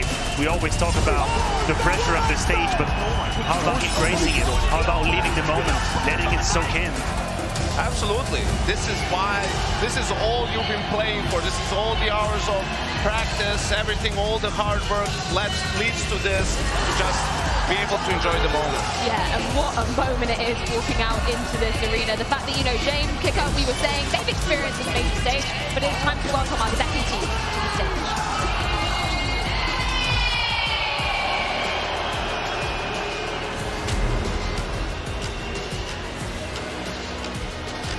A estrada terminou para alguns.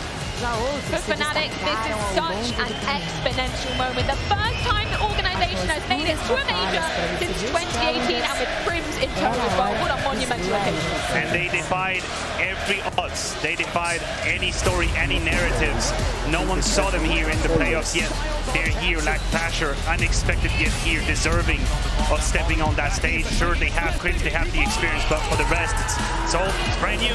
You don't need to look any further into how eager Pasher is to play on this stage. He almost knocks over our cameraman. Let's slow it down, man. You're getting on that stage, take it easy. But yeah, absolutely a surprise package for this playoffs, I think Fnatic is. But, you know, they're a good team. They play good CS, they got Prims. But I think we can tell who the crowd favorite is. Yeah, I think we could tell indeed. Obviously, Mezzi representing the UK land coming into this one. This is going to be huge. A lot of Jame fans. Yeah, a lot of Jame fans. There's a lot of Jame fans in Brazil. Yeah, I would think the Crims would play a big role, but it seems like Outsiders have the crowd on their side. Think about the duel between the IGLs and how much of a battle is going to be for Mezzi to go up against Jame in this arena. It's going to be absolutely incredible to witness. So let's get it on. It's Fnatic versus the Outsiders. A jornada até o Rio, a jornada até a Jonesse, agora está completa.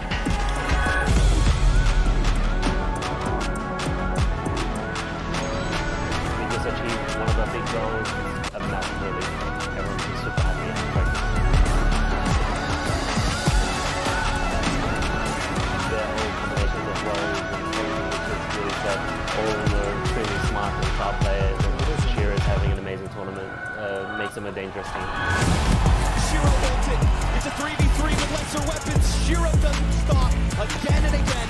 He catches these kills with absolute domination. Каждый пытается показать свой максимум, но где мы дойти до финала и выиграть этот набор.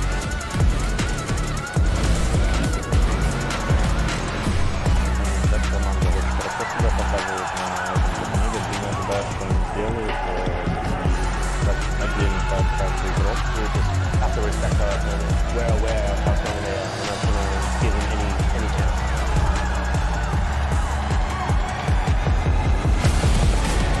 JDC cracking heads, 3 kills already. Oh, on the boost.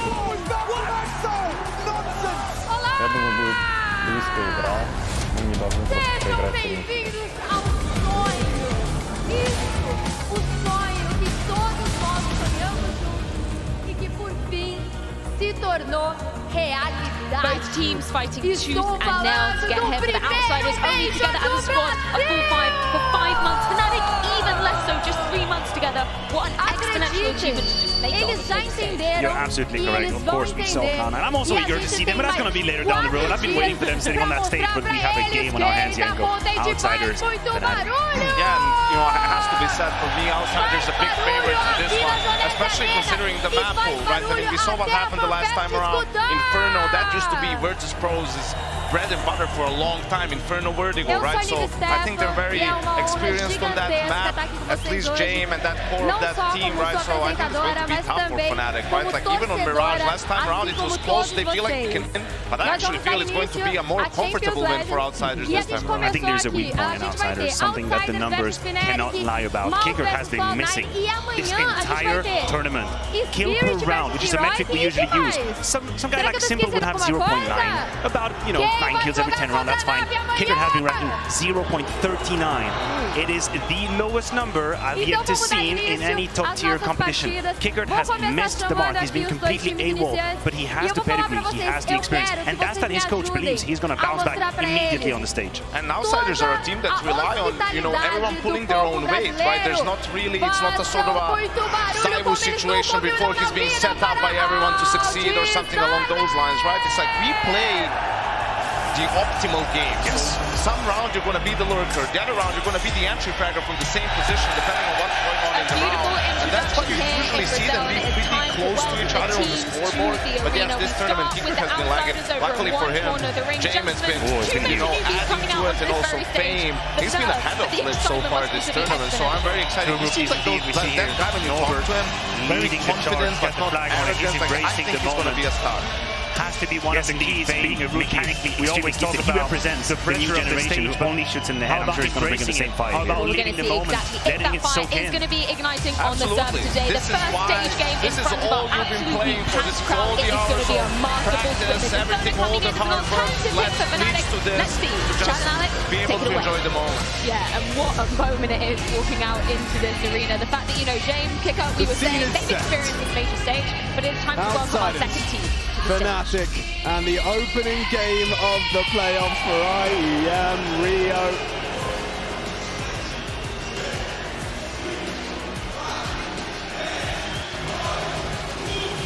For Fnatic, this is such an exponential moment. The first time an organisation has made it to a major since 2018. What a monumental and they defied every odds. They defied any story, any narratives. No one saw them here in the playoffs yet. They're here like Thrasher, unexpected yet here, deserving of stepping on that stage. Sure, they have Prince, they have the experience, but for the rest, so it's brand new. You don't need to look any further into how eager Thrasher is to play on this stage. He almost knocks over our cameraman. Like, slow it down, man. You're getting on that stage. Take it easy. But yeah, absolutely a surprise package for this playoffs, I think Fnatic is. All right, but, well, you know, they're a good team. They play good CS. I could not actually think of a bigger nightmare on the CT side, or the T side. The CT side, this is a dream.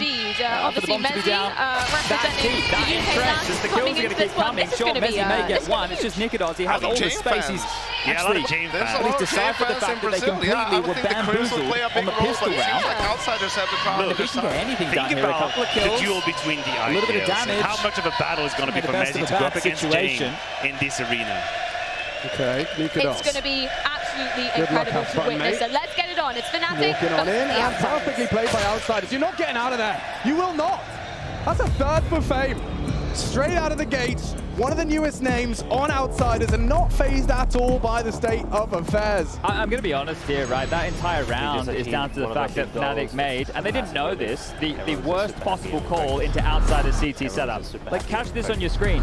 This is a shooting gallery, and they can't even realize what they're up against, because it was a 4-man B-star, a complete A retake. So either that's a genius call or Outsiders got very, very lucky here. Shearer's having an amazing tournament. Walking away with an extremely clean first round. And you mentioned Fame, yeah, the death touch on him. His first major ever, and that's one way to make your debut on the stage. Interesting choice. 4 SMGs for their second round CT buy. Now it is up against Glock, so good chance that everyone's going to get a $600 kill. There's Kicker and Fame combining to repel this assault. Fame could be getting his 6th if it's not Kicker to steal it, and everyone pocketing cash. All of those frags go into those SMGs. 1 death means Fame will likely find himself a nice rifle, and everything balances out, but it does definitely favor Fnatic into our third. I think the key here is James able to get into the AWP quite quickly. Okay. So look, those bonus weapons that you're talking about, it's not really the end of the world to be having that carry through once you know that this full buy round from Fnatic is not quite full. Right, we're talking almost full. It's going to lack a couple of key pieces of utility here, as you can see. I can see, and hopefully you can trust me, as a timeout taken extremely early here. And this is premeditated from Dustin, right? Taking the timeout onto the 3rd round, going into what is first, quote-unquote, the first gun round or bonus. Both teams fighting here. tooth and nail to get here for the Outsiders. And this is very, very curious, right? With these SMGs, for 5 months, it's not Fnatic too even less difficult so, to take just 3 banana months control. You together. have to throw your What body an in the line and stay exponential very achievement to mobile. just make it on this major stage. You're absolutely correct. Of course, we saw The Palmer. And I'm also eager to see them, but that's going to be later down the road. I've been waiting for them sitting on that stage, but we have a game on our hands, Yenko. And the orb's already coming out. So we'll be keeping our eyes on it has to be said the that the Outsiders leader. a big favorite in this one, especially considering the map pool. We saw what happened the last time around. Yeah, definitely Inferno, so. that used to be to be Virtus fair. Pro's bread and butter for a long time. And Inferno Jane for now Vertigo, right? posts up So and at least I has a think they're glance very towards middle for the experienced early on that plays. map. Fnatic eyes At least to Jane take and their that time, and that's actually going to be team, a deep CT smoke towards Banana. Well, they've already smoked off long as well. So trying to exchange map control here. Now, James just standing at the ready with that HE in hand. Masks his drop off, Roy, with a break of glass. That's nerdy and lovely, but at the moment, just staying very nimble are the defense. They're just waiting and baiting out as much as they can. Don't forget, very limited resources when it comes to flashbangs too. Yeah. I mean, what are you supposed to be doing with that? Well, one of the keys that you might be able to get away with here if you just wait out the utility and banana. This is wild. This is, look, I need to talk about what's going on the radar here. It's been highlighted by Rushley here. Kicker now gambling all the way over. Okay. Well, maybe not gambling. He's on a retrieval mission. He's picked up some util, but no, they are. They're gambling. This is wild. Completely stacked over towards the A site. Banana given up. Time now sub 1 minute. They can just waltz into B for free. This is some crazy Counter-Strike out the gates. They're going to get in and get the bomb down. Now in they go, and yeah, Kickit has called over the cavalry here. Sure, Fame, Norbert, Jame, they're all starting to trundle over. Some damage done over the top of the smoke there. The bomb's gone down and we have a 5-on-5 retake. This is an insane first gun round. Well, that's certainly not gone to plan, has it? They're going to save. Well, we talked about it. The Desk discussed it. I think Yanko used the word optimal Counter-Strike. Now, oh, that's a death. Sure, Kickit is going to lose something. I don't think I've ever seen a game of Counter-Strike style like this before. This is very strange. Yeah, okay, this is interesting. And you can see that immediately Outsiders realize, especially upon the loss of Kickit, that they just have to up and leave. Respect it. Go for another bite of the same cherry into the next round of play. But what a find for Fnatic. That is a gift. That is an absolute gift. An unguarded bomb site. A free round on the bank, and that's Fnatic's first. No resistance, just the path of least resistance. Look at this, walking in. You can see the break point. As Kicker starts spraying the smoke, I think Fasher and Roy are like, wait a second. Yeah, look, wait a second. But it's not strange on a bonus round to have somebody attempting to approach it, playing retake, right, and gambling. But they've taken risks on the pistol round, and now here into the third. Now, we've spoke about the type of play, and well, we're going to focus in on this AWP, quite aggressive here from Jame. Posting up down mid. It's just going to be a slow and by the book game out of Fnatic here. They're not in a rush. That's going to be the easiest round, or maybe one of the easiest rounds they'll be getting the entire time. Okay, late with the banana take through the smoke. Nikodos and Fasher. They get to establish control for almost free here again. Jame, the pendulum swinging between the sites. The AWP is going to rotate over. You can see Fame there holding onto a slither gap. Now that Jame will tuck into that line, it's all good in the hood. The AWP might be the first to make a crash and a bang towards the top banana here. Yeah. You can see that with the flash cock, Kickit might call for this. Now would be perfect. Fasher's got the pin pull. James coming too. Fight on Banana and no one home. Good reaction out of Fnatic. They will not give them an inch as Outsiders look to take the mile. Roy postured on towards that boiler room. Does need to err on the side of caution. Norbert up on that balcony. Flip to react. Counter smoke deployed. Flames extinguished. He's done that by design, and now still this crossfire. Fame's actually disrespected that library smoke. He's come straight through.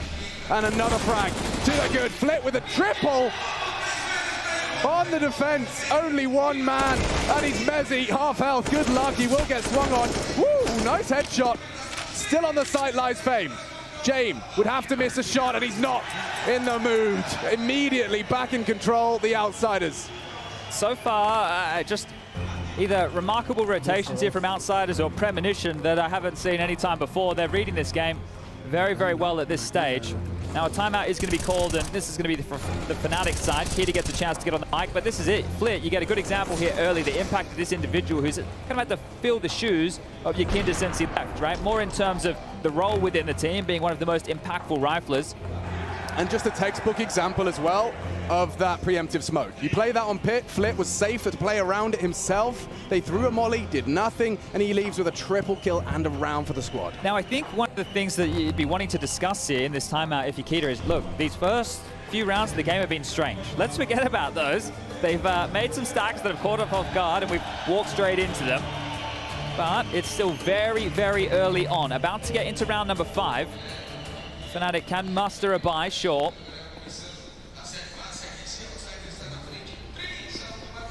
Three-man Banana start from Outsiders here as Crims will preemptively flash to avoid that AWP. Norbert and James. And James' AWP is in a different place yet again. This time posted up in towards apartments, ready to strike down Roy or Crims if they overstep the mark. But you can see Fnatic right now are doing a very, very standard default. This is the start you'd want, right? You wait out the CT utility, you take the space back, you force them off the lines of sight. But right now it feels like Outsiders are a step or two ahead of them with how they're channeling them across the map.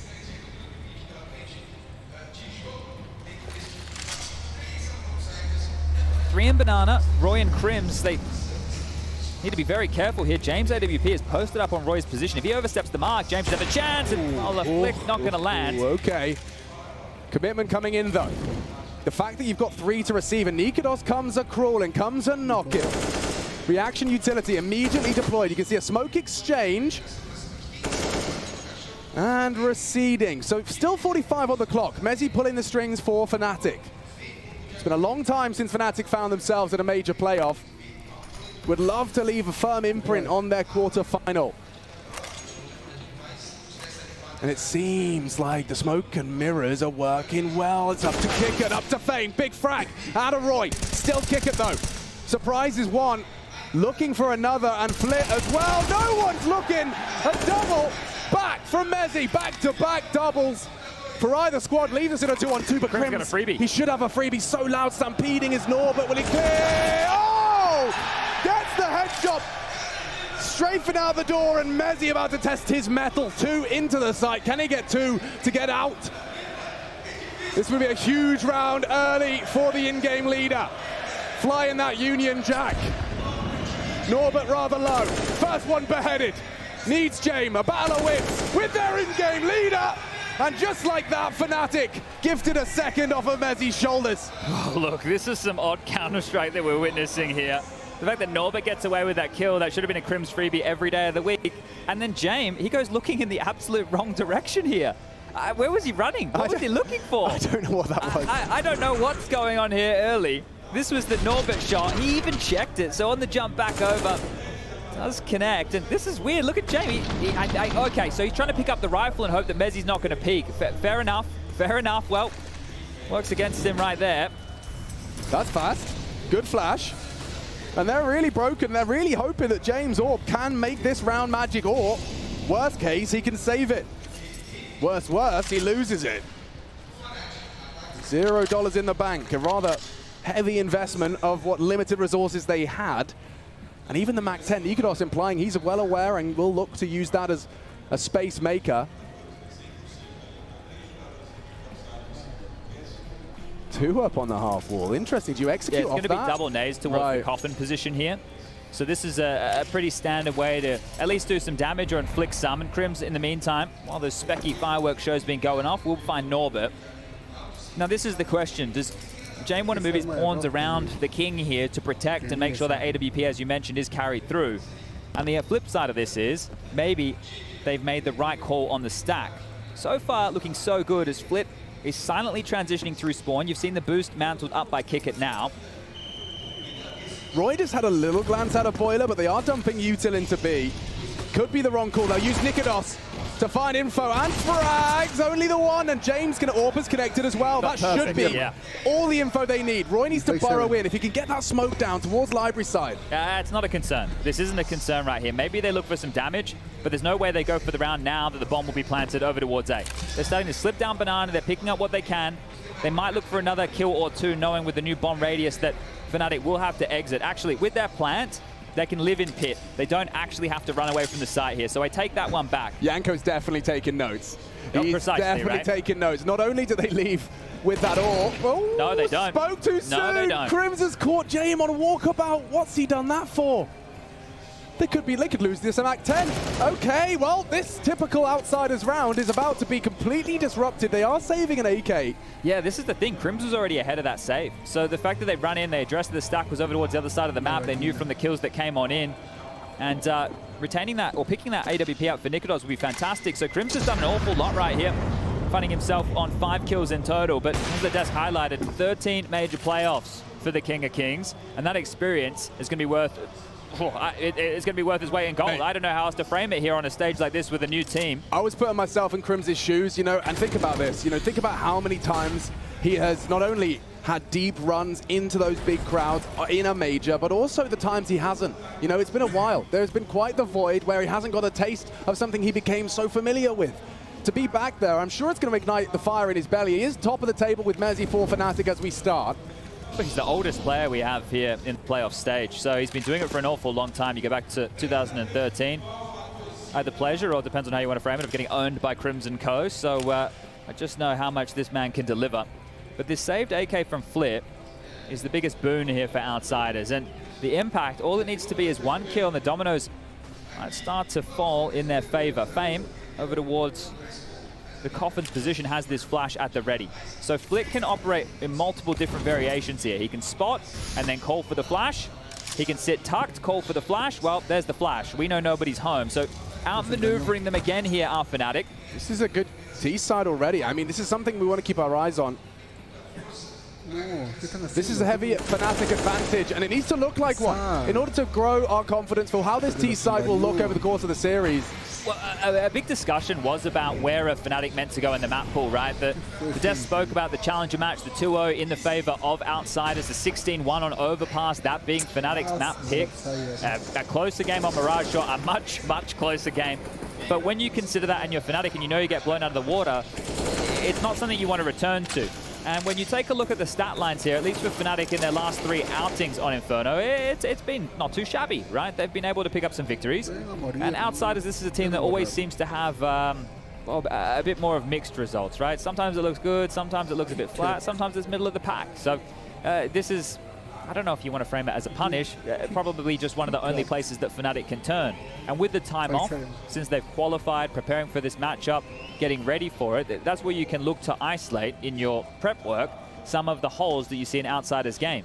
But if Outsiders continue to snowball off the back of those quite gambly positions they had in the first 3 or 4 rounds of this game, Fnatic might have just shrunk, they might have just caved. So that Mezzi clutch, and I know that we've had a couple of little wobbles here on our side of things as well, actually means an awful lot, right? It's helped them now go to a 3-round stretch. They're settling in, and the game at this point is back on, right? It can get out of control very, very early. I know it's first to 16, but if Outsiders, they get that foot on the gas, they can run away with things. I mean, Outsiders not only are a team that's hard to put away, they're also a team that you really do not want to give momentum. I think that might just be a couple of indicators of a good...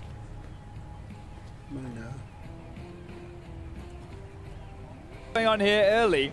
This was the Norbert shot. He even checked it. So on the jump back over, does connect. And this is weird. Look at Jamie. Okay, so he's trying to pick up the rifle and hope that Mezzi's not going to peek. Fair enough. Fair enough. Well, works against him right there. That's fast. Good flash. And they're really broken. They're really hoping that James Orb can make this round magic, or worst case, he can save it. Worst, he loses it.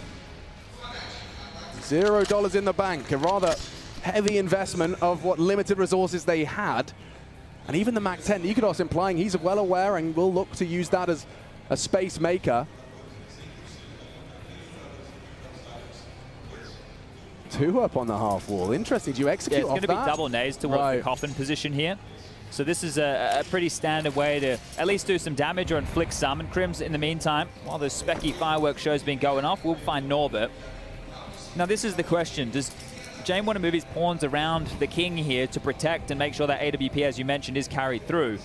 And the flip side of this is maybe they've made the right call on the stack. So far, looking so good as Flip is silently transitioning through spawn. You've seen the boost mantled up by Kickit now. Roy just had a little glance out of Boiler, but they are dumping Util into B. Could be the wrong call. They'll use Nikodos to find info, and frags, only the one, and James Orpa's connected as well. That's that perfect, should be yeah. all the info they need. Roy needs to burrow in. If he can get that smoke down towards Library side. It's not a concern. This isn't a concern right here. Maybe they look for some damage, but there's no way they go for the round now that the bomb will be planted over towards A. They're starting to slip down Banana. They're picking up what they can. They might look for another kill or two, knowing with the new bomb radius that Fnatic will.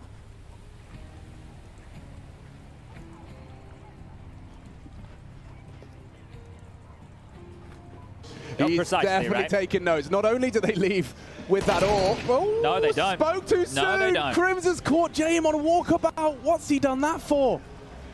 They could lose this MAC 10.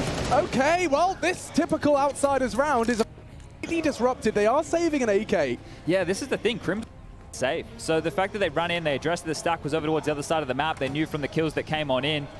And retaining that or picking that AWP out for Nikodos would be fantastic. So Crims has done an awful lot right here, finding himself on 5 kills in total. But as the desk highlighted, 13 major playoffs for the King of Kings, and that experience is going to be worth. It's going to be worth his weight in gold. I don't know how else to frame it here on a stage like this with a new team. I was putting myself in Crims' shoes, and think about this. Think about how many times he has not only had deep runs into those big crowds in a major, but also the times he hasn't. It's been a while. There's been quite the void where he hasn't got a taste of something he became so familiar with. To be back there, I'm sure it's going to ignite the fire in his belly. He is top of the table with Mezzi for Fnatic as we start. He's the oldest player we have here in the playoff stage, so he's been doing it for an awful long time. You go back to 2013. I had the pleasure, or depends on how you want to frame it, of getting owned by Crimson Co. So I just know how much this man can deliver. But this saved AK from Flip is the biggest boon here for Outsiders. And the impact, all it needs to be is 1 kill, and the dominoes might start to fall in their favor. Fame over towards the Coffin's position has this flash at the ready. So Flick can operate in multiple different variations here. He can spot and then call for the flash. He can sit tucked, call for the flash. Well, there's the flash. We know nobody's home. So outmaneuvering them again here are Fnatic. This is a good T side already. I mean, this is something we want to keep our eyes on.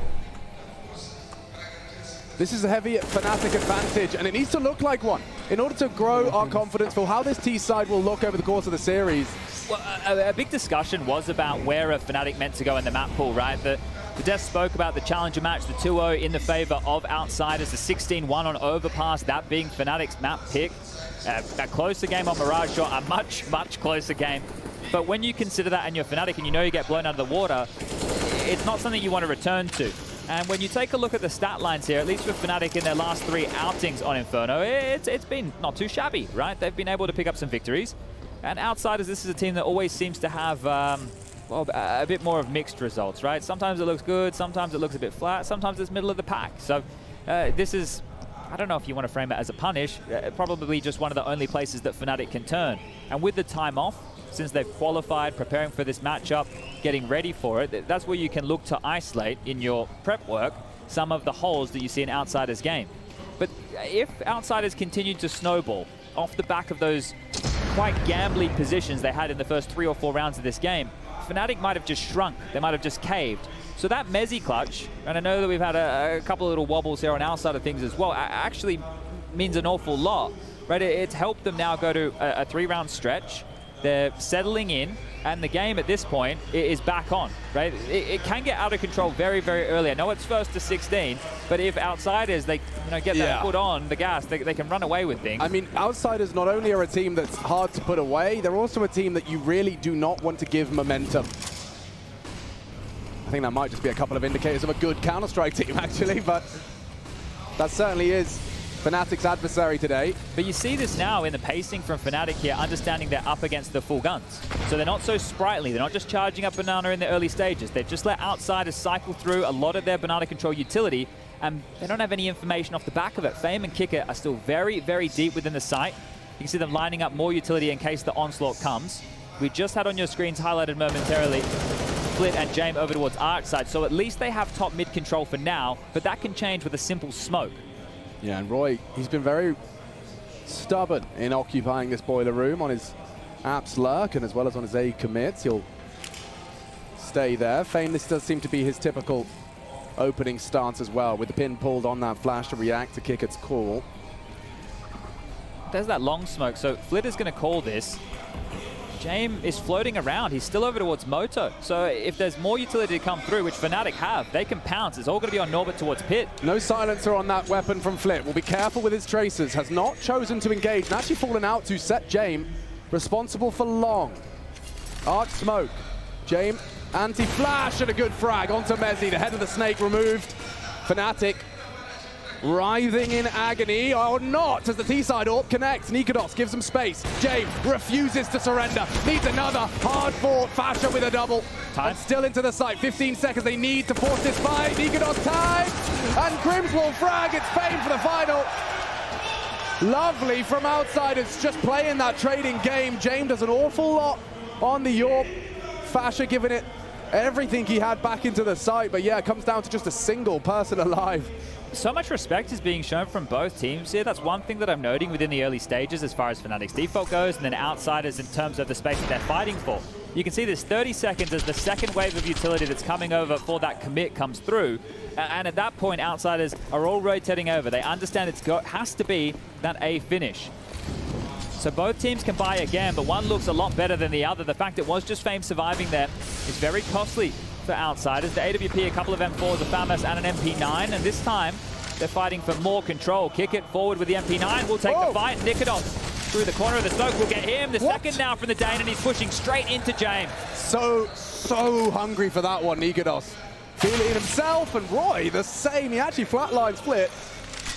Norbert is so vulnerable. If they can lock off this rotate. Crims, Roy, trying to find the hidey hole of the solo A defense right now, but from behind comes the Jame on the library line. Late on that smoke is Crims. Still got to do with Norbert. Oh, they don't have it. No smoke on it. Jame is always going to be a problem here, and just sticking now under the smoke. Norbert contributes. That is perfect. What a defense out of Outsiders. Cool. The reaction from Fnatic was brilliant. It was by the book. It's the understanding of the AWP being over towards that B site. You know that you can stretch your legs over towards long. You're not going to be fighting an AWP towards Moto, towards the Arch position, towards Library, and that means you can run it down. So Roy had a very good reaction there. But you're bang on. The fact that there's no smoke, it's the little details that denied Fnatic this chance. And Norbert, he didn't have to do a lot. Just sit, wait in the pit. The rotation will come over, and you grab yourself another. And Kicker getting extremely fired up about things here early. And Dustin even wants them to take another timeout. So this is the first half of play where it's just a one-round game. And they're already 2 timeouts down. So curious there. I think this is the platform that they're building themselves here to not run away with the half. Fnatic have already done a good job to secure 4. Especially considering that pistol looked one-way traffic. I mean, they lost those. Look, that's a coin toss. Yeah. That is a coin toss. You've just decided, you've played chicken and you didn't know that you were in that game. Whilst I agree and completely understand, it is for that T rounds. You know, winning that T pistol means an awful lot in the current state of affair. And Fnatic have still managed to accrue 4 without that leg up, without that stepping stone. Charging, pedal to the metal, into the MP9. Oh my God, so many frags in the opening. Fasher meets Jame. Only Roy, and only 12 HP. So this is over in the blink of an eye, at the drop of a hat, and frag. 10 for Jame, 3 in the round from Fame. Outsiders make short work of Fnatic. You look at this, you got Fame with 11, Jame with 10 kills, and Flit with 9, right? These are the 3 individuals that you want to be online. Kicker, once we get to that second half, and I'm sure it gets a little bit dicey, I know the desk touched on the fact that he hasn't been having the best stats, but I think this type of environment is where we can see him get back to his old tricks. Now that was just a light investment there from Fnatic to guarantee Outsiders their 6th, but this is the recipe for success right now. If Outsiders can continue finding the frags, especially on these individuals, getting to run away. Crowd control utility, very standard. Deep smoke down Banana.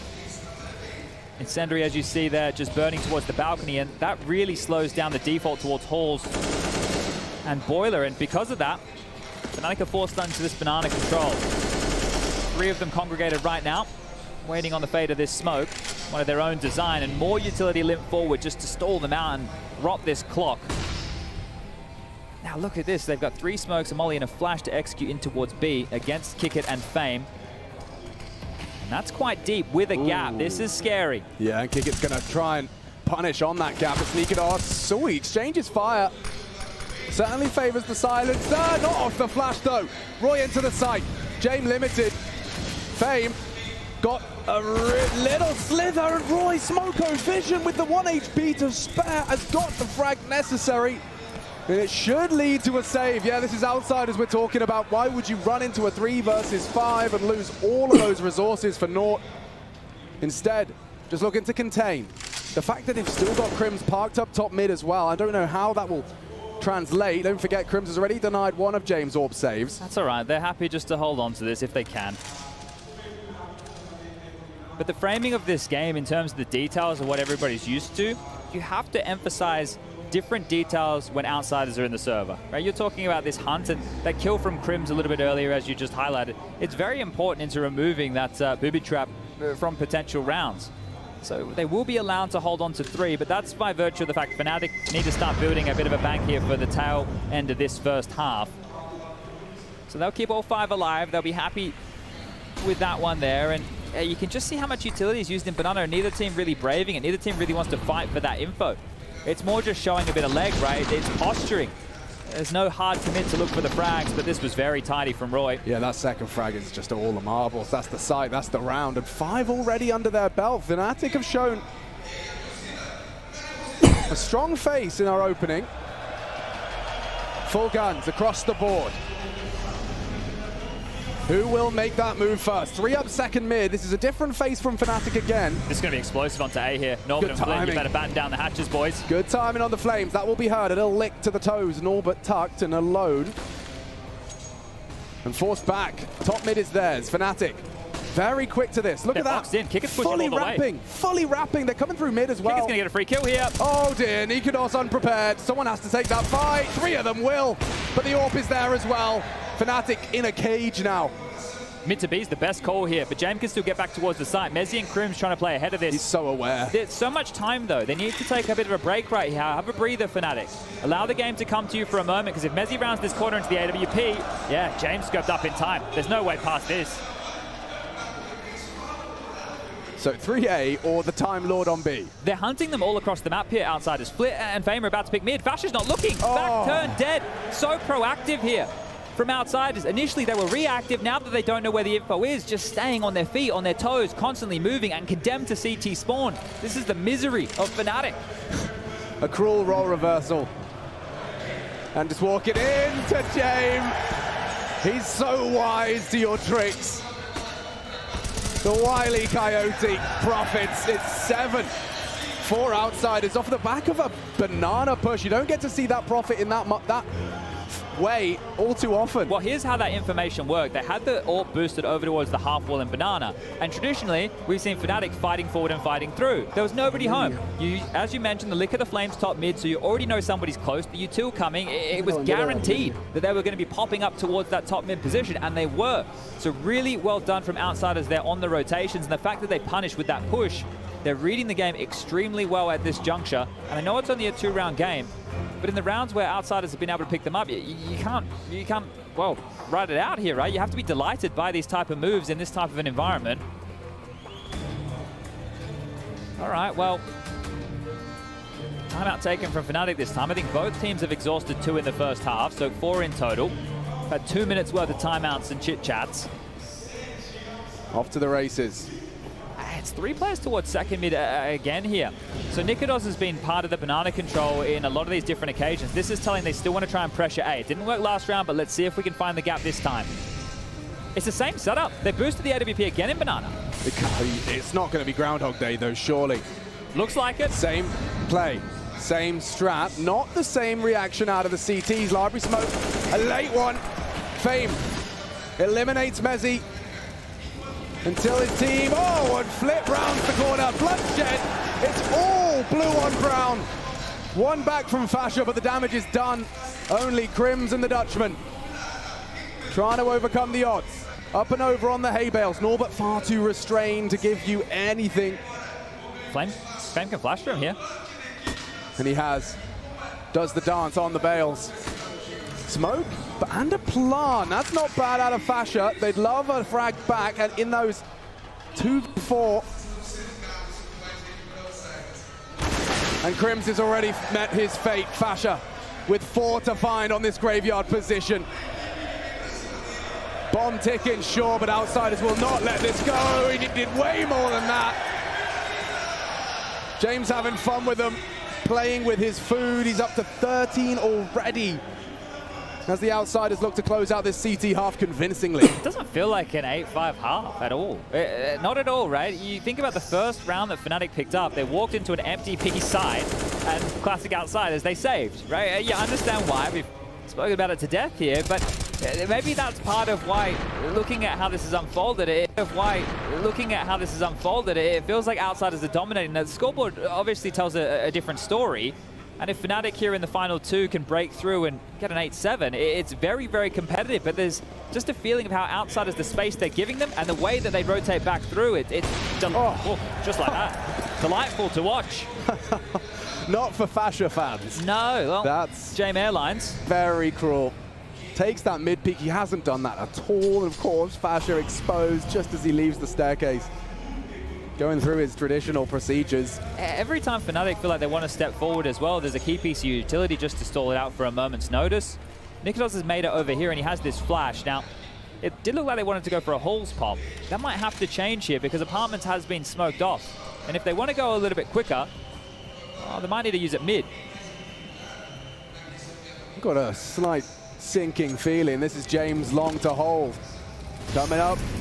Falling away, gives up the first component of this A site, wrapping long side, flip flashed off, will re-peek, and that was Mezzi with the bomb on his back. Crims gives it a little bit of a look, and okay, round done. Double out of Flit, a tap out of the 8K of Norbert.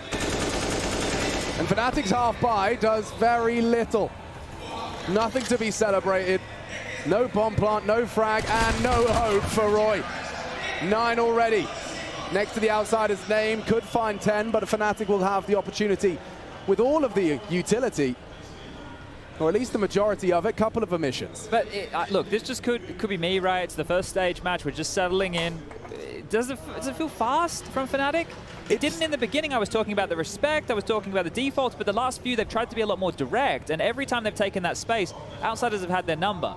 So do you go back to that slower default, where you were getting a bit more of a mixed bag of results, or do you try something a bit pacey? This is more standard, right? Fasher and Nikodos ready as a unit to take control, but James, it's found a bit of aggression for a moment's notice.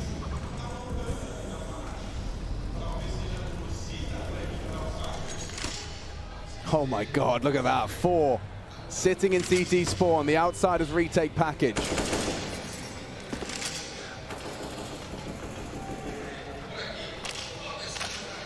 I can't believe how comfortable Outsiders are playing at a minute 20 on the clock with almost no info. It's like they know what's coming. And again, the util, just this space to be taken, is deployed. And they have a whole lot more where that came from. Kickit basically has a full bag. He's limped the defensive smoke forward. When you see that type of smoke early, it might lure you into a B execute, right? Because they don't have any space. You can pop on the fade of the smoke. You can apply a lot of pressure here. Jousting for top mid. Crimson Roy have got what the boss wants. They have that space. They force Jane back, but they're actually being baited into a trap. There are 3 players on the B site here, and Kickit still has a smoke to deal with any Molotovs. This elevated crossfire incredibly hard to break without pinpoint util, and the last nade is about to be thrown. They're going to have to do this dry.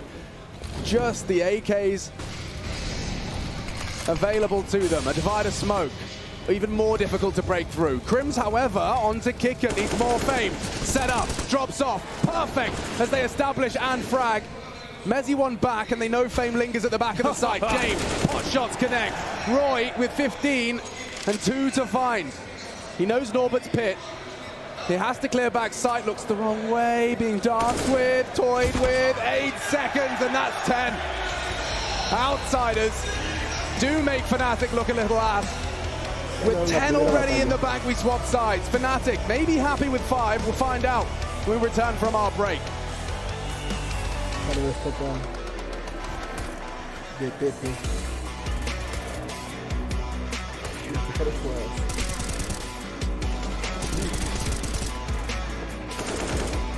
Miss.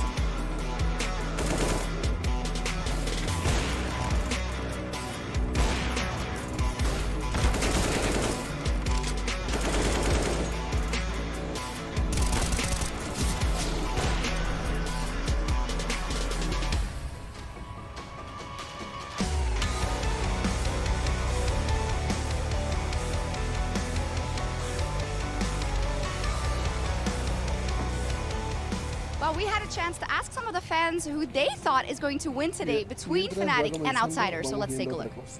Who's gonna win, Outsiders or Fnatic? Outsiders, go Jamie! You are a guy, man! Outsiders, Jamie. I love you, Jamie. I love you, Brasil Jamie. love you, Jamie. Brasil te ama, Jamie. Brasil te ama. É nóis, Jamie. Brasil te ama, obrigado, Vamos, Jamie. Outsider! Outsiders. Outsiders. Fnatic, let's go, Queen! Fnatic.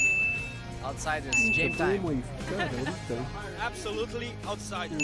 Outsiders gonna smash. Outsiders, Jamie time. Jamie time. Outsiders, let's go, Jamie! Yeah! Outsiders.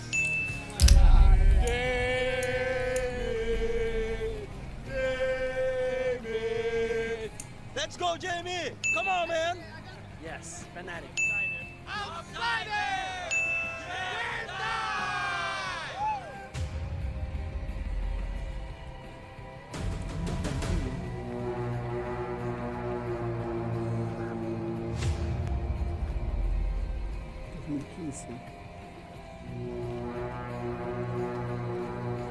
After claiming their second major title earlier in Katowice, the Swedes were now aiming for a third one in Cologne, and for the most part, it seemed almost certain. Through the smoke, it's going to be one. Can he find a second? He does have time. He's going to find a second. He's the third! However, on the first map of the Grand Final against Envious, Fnatic found themselves between a rock and a hard place.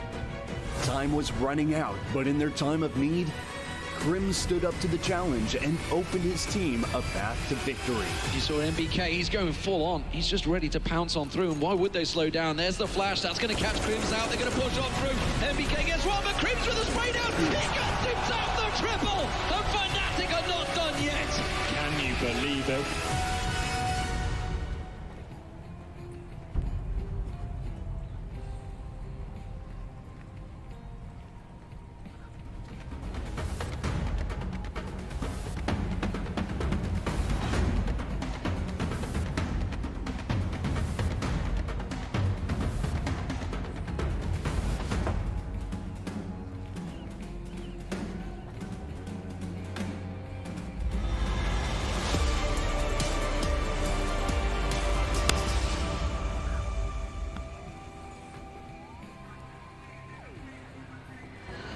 Five rounds to boast. Fnatic, T-side, and it's their opening on the big stage. It's definitely been a roller coaster, and for Outsiders, I feel like it's more of like, you know, those caterpillar rides. It's slow, it's steady, it's methodical. Teacups. The teacup. Yeah. It's safe, I'd say. They were spinning and on the map, but it looked like a pretty tidy first half for Outsiders here. Now, if you missed the fact these two teams played in the Challenger stage, Fnatic's map choice was overpassed that time round, and they lost 16-1. So they're already doing better this time round, but now they're onto the CT side. Roy and Nikidons with 2 pairs of Julies, or a pair each. One flash for Mezzi to set up this banana hold. And a bit of a slow start out of Outsiders. Kiddos and Roy are in the forward position, and they might get, well, a face full of lead here. Could go either way onto Flit, who is patrolling. Surely favors those dualies. Nikodos definitely wants to get the juices flowing. Oh, the flash! The trade. James set his teammate up with a frag on a silver plate. Yeah, it's curious here. They have to push Banana. They have to take this space. Flash at the ready. Oh my god, a lot of bodies. A lot of bodies. Fasher relays that information. And so immediately outsiders go on a vacation straight to the wide open I say that, Roy on the balcony. James has a flash here. He's already had one perfect flash. Is he really anticipating this? Roy turns it. It does fit. A quick headshot. Tracks Norbert on the drop down. It's Kicker. They can't find it. Okay. Mezzi and Roy. Problem solved. Triple out of the Julies. Fnatic will take an immediate CT round right out of the gates. Okay, well, they'll exchange pistols here. It wasn't as much of a car crash as Outsiders CT stack, but both teams understood what a forward apartment setup means. Right, as soon as that was rumbled, you could see James there just keeping them standing in the base of Banana. I think they wanted to get moving towards top mid a little bit quicker here because they thought in that case there's going to be a stack towards B, and they were right. But Roy and Mezzi coming through the smoke, putting his life on the line there, Mezzi, right? He knew that he had to push through and hopefully catch them on a bit of a timing there, and that was fantastic, as we will see Outsiders take a full eco other than Flitz Deagle. Now he's just going to try and beeline this straight up mid and look for a head.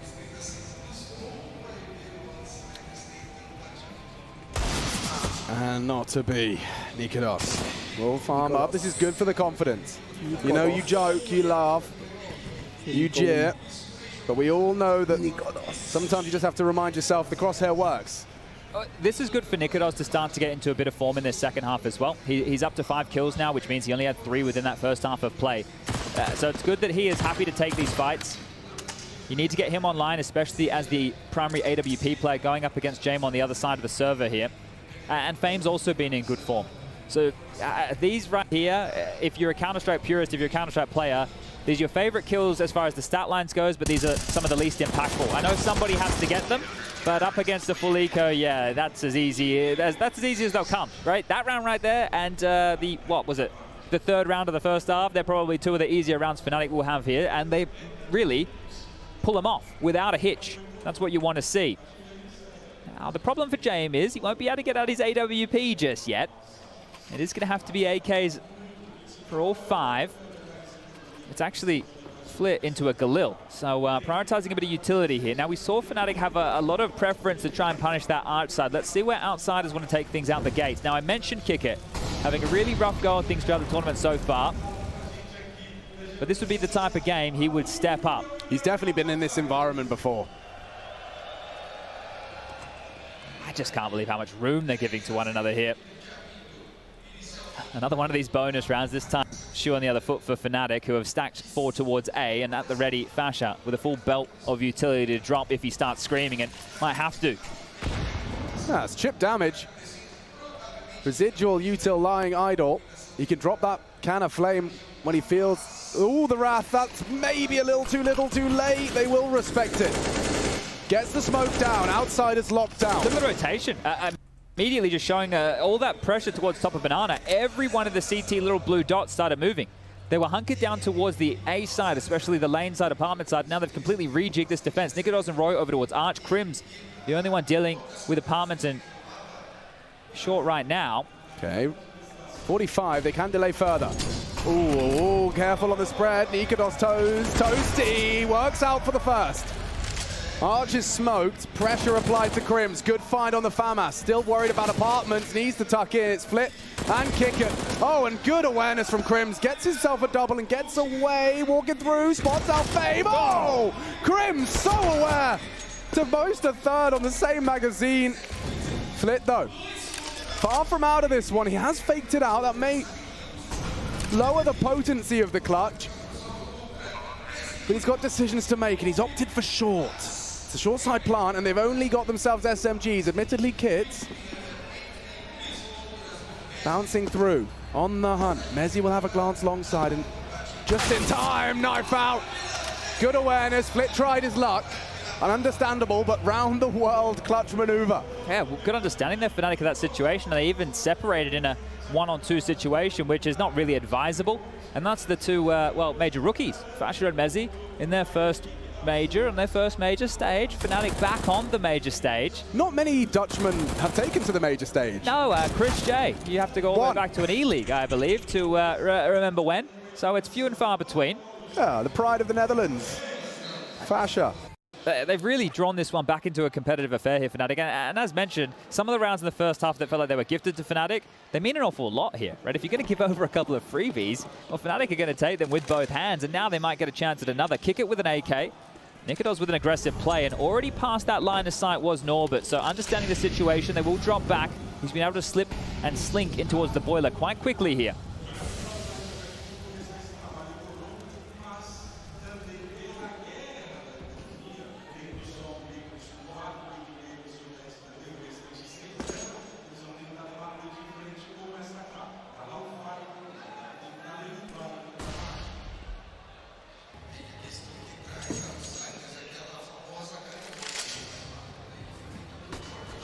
Oh, okay. Kick it. He just stepped a little toe past the line. Nikodos. Oh, and there's more. Fasher, 2 should be on the floor. Just about finds them in time. There was a stack of flashes, and yeah, this one reaches its foregone conclusion. It's only Norbert with his back turned into Roy. And Fnatic will close that gap. A single round now separating the teams, and Outsiders still on that 10 mark. It was a 10-5 half. Fnatic have known that metric's been set. Wow, Lamb of God and Rage Against the Machine. Some exquisite music taste. Power couple. Oh, yeah, definitely. This one here, just very easy to handle. And the only way forward would have been if Kicker was able to get the pick there. But just trying to swing into it dry. Nikodos' AWP waiting to receive. It's always difficult to know when you should be getting worried for Outsiders. But so far, without a blemish on the record for Fnatic, maybe Outsiders need to find themselves something, but this could get away from them quickly, and we swiftly move on to map number 2. Flit. Oh, Roy, if he tries to head back. Oh, don't worry about back. It's forward into the fight. Oh, and he gets out. The containment utility from Crims actually enables Roy to get that frag onto Norbert and get away. Favors Fnatic now. Can Outsiders do anything to throw a wrench into the system?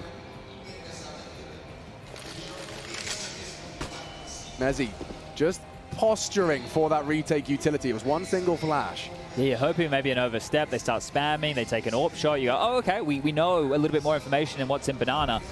60-second mark. We will get one of those smokes deployed. I'm counting 2 residual. Only one of which is on B. Crims has this towards Pit. And he might get hot under the collar because James does have a molly, but James still top Banana here. So do they want to show presence towards A and then drop back to the Time Lord himself?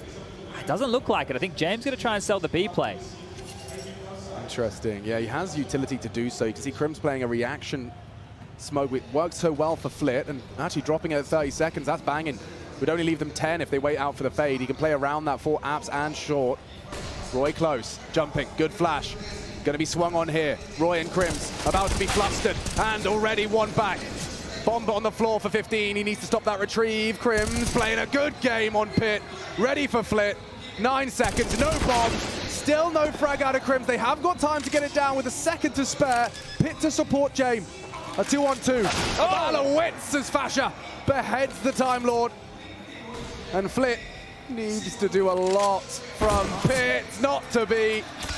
High impact on that retake. Fasher holding his nerve, and those frags are starting to spread out rather evenly for Fnatic. To see him up to 10, joins Crims, Roy, and Mezzi in the double digits, as you'd hope.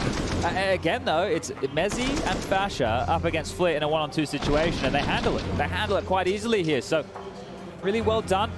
Not too much pressure in that environment, and a timeout to be called to the third of Outsiders being burnt, going into what could be another gun round.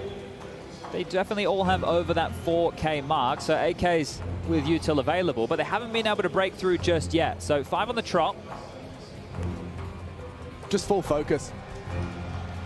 Full focus on the center of that stage. You're going to be very confident if you're Fnatic as well and you pick up this map and then you move into Mirage, which last time round was extremely close. Extremely close. we're talking 16-14 close. You don't get much closer than that unless you make it to overtime. So Outsiders will buy, but what are the marching orders here from Darstan? What's the change? Let's find out.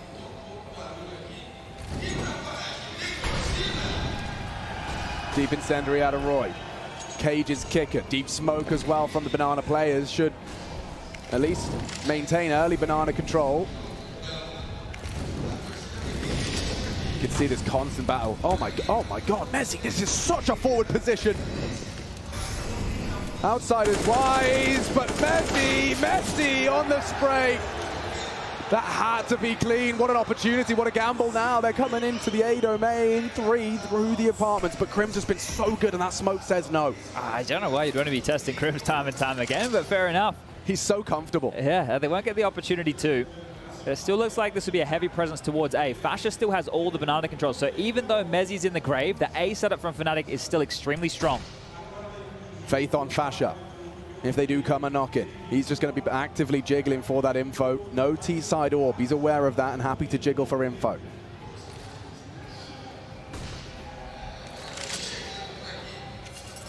Last game plan. Fame's been given a different strat. They come back to B. Yeah, it looks like it, but the bomb is here. He just wants to take that info away from Fasha.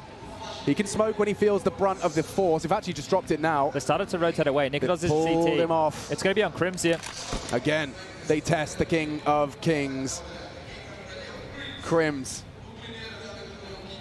a legend of the major circuit, back on the playoff stage. 3 to find, and already just the one. Norbert puts him on his ass. Tough fight, tracking difficult. Norbert will find his 6th frag and a likely round to just Nikodos and Fasha. That rotate off, and that's the power of the Outsiders. Their first T round, and it is by virtue of just pulling the CTs away. As they execute, missed shot out of Nikodos. Jane gets the info. I wonder how much of a hunt. He doesn't seem too interested.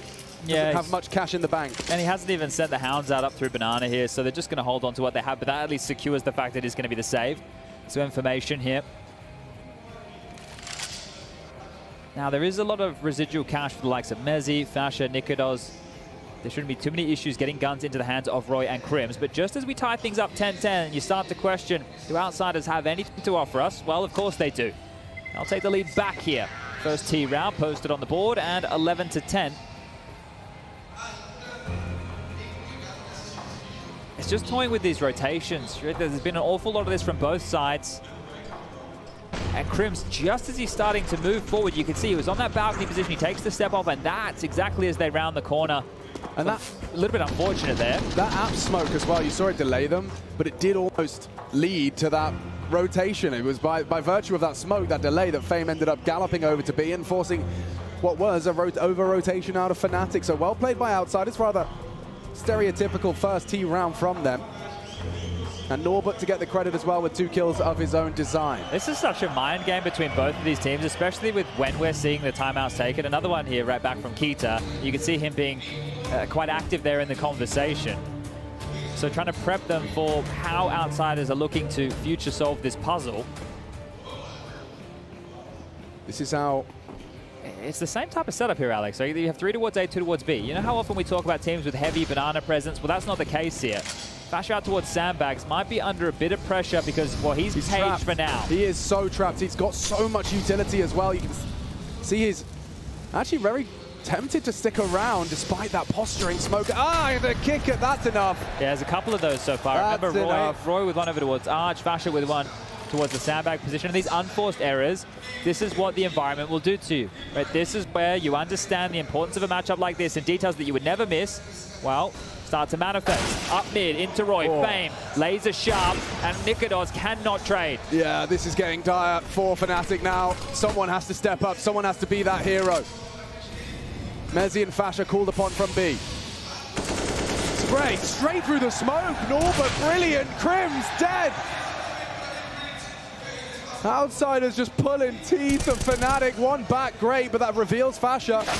And Nikodos has no hope against James on the AK. Speaking of no, well, no space for Fasha right now. He is going to run back towards B to save, but look at Kicker. He is already in the construction position. There is no way Fasha is ready for this at all. You're about to be dead meat, knife out, you are gone. Kicker denies the save, and that is a huge round. Wow, and they've done it in back-to-back rounds. Fnatic, we talked about their timeouts, of course. Is it still 2 remaining? Have I missed one? 1 for Fnatic, 1 for Outsiders. Okay, so a both single teams, timeout. And they're going to use it right here. So just as you uttered the words, I think, yeah, a bit of ambient occlusion right here for old mate Mezzy. That is a hard death to stomach. That's going to get you. And hard to predict unless your name's Monacy. So Norbert will profit, and he took a lot of space off the back of that. So for somebody who, towards the bottom of the scoreboard here, only 7 kills, it's an impactful frag. Fnatic have taken this timeout, but it'll be the last chance that Keita gets to call it and have this breather. And the reason for this is because of the low end. It's Roy and Crims. 2.1 on Crims, 2.7 on Roy. The other 3 can buy. Nikodos can get on an AWP again, but he's not really finding a lot of impact on that AWP. If Fnatic want this dialogue to change, looking for a pick to at least unravel Outsiders could be one way about going things. They've gone in with just 2 rifles, so trying to level out the cash, knowing the loss bonus into the next. Let's see if Fasher and Nikodos can put themselves in the right place at the right time.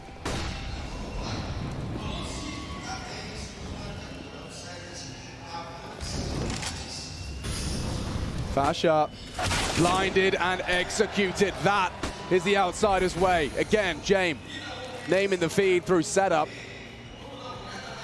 And one of those rifles, as you discussed, already lies idle. This, with a bleak outlook, they don't even have to fully commit, but they likely will, considering the state of affairs for Fnatic. It's only a USP Mezzy with what? A P250.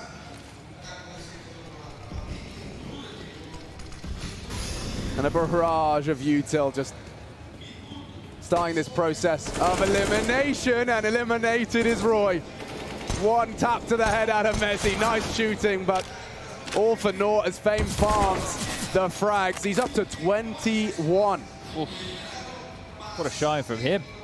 Look, that type of a round, I'm just questioning the thought process there of having that M4 stranded towards the sandbag position. He didn't even really get a chance to fight poor Fasher, so that is going to hurt them down the track here. But you bang on with Fame, right? This kid, as far as the aim is concerned, he's an absolute monster. But this is his first major, right? Everybody else in the Outsiders team, right? Norbert, this is only his second, sure, he's still a rookie as far as this level of play is concerned. But Fame just bodying right now. And this is great signs for Outsiders in the rest of the bracket, right? The fact that he's online this early. Yeah, you want to contrast just in order of hyping up this Fame lad. He's only been in a professional team since May of 2020. He started his professional career in May of 2020. Crims, on the other hand, has been playing professional Counter-Strike, joining LGB in August of 2013. There is a stark contrast across the stage. Of course, not always as extreme as that, but 3,000 summoned days in Counter-Strike teams for Crims. At least on record. Fame, though, the one at the top of the scoreboard.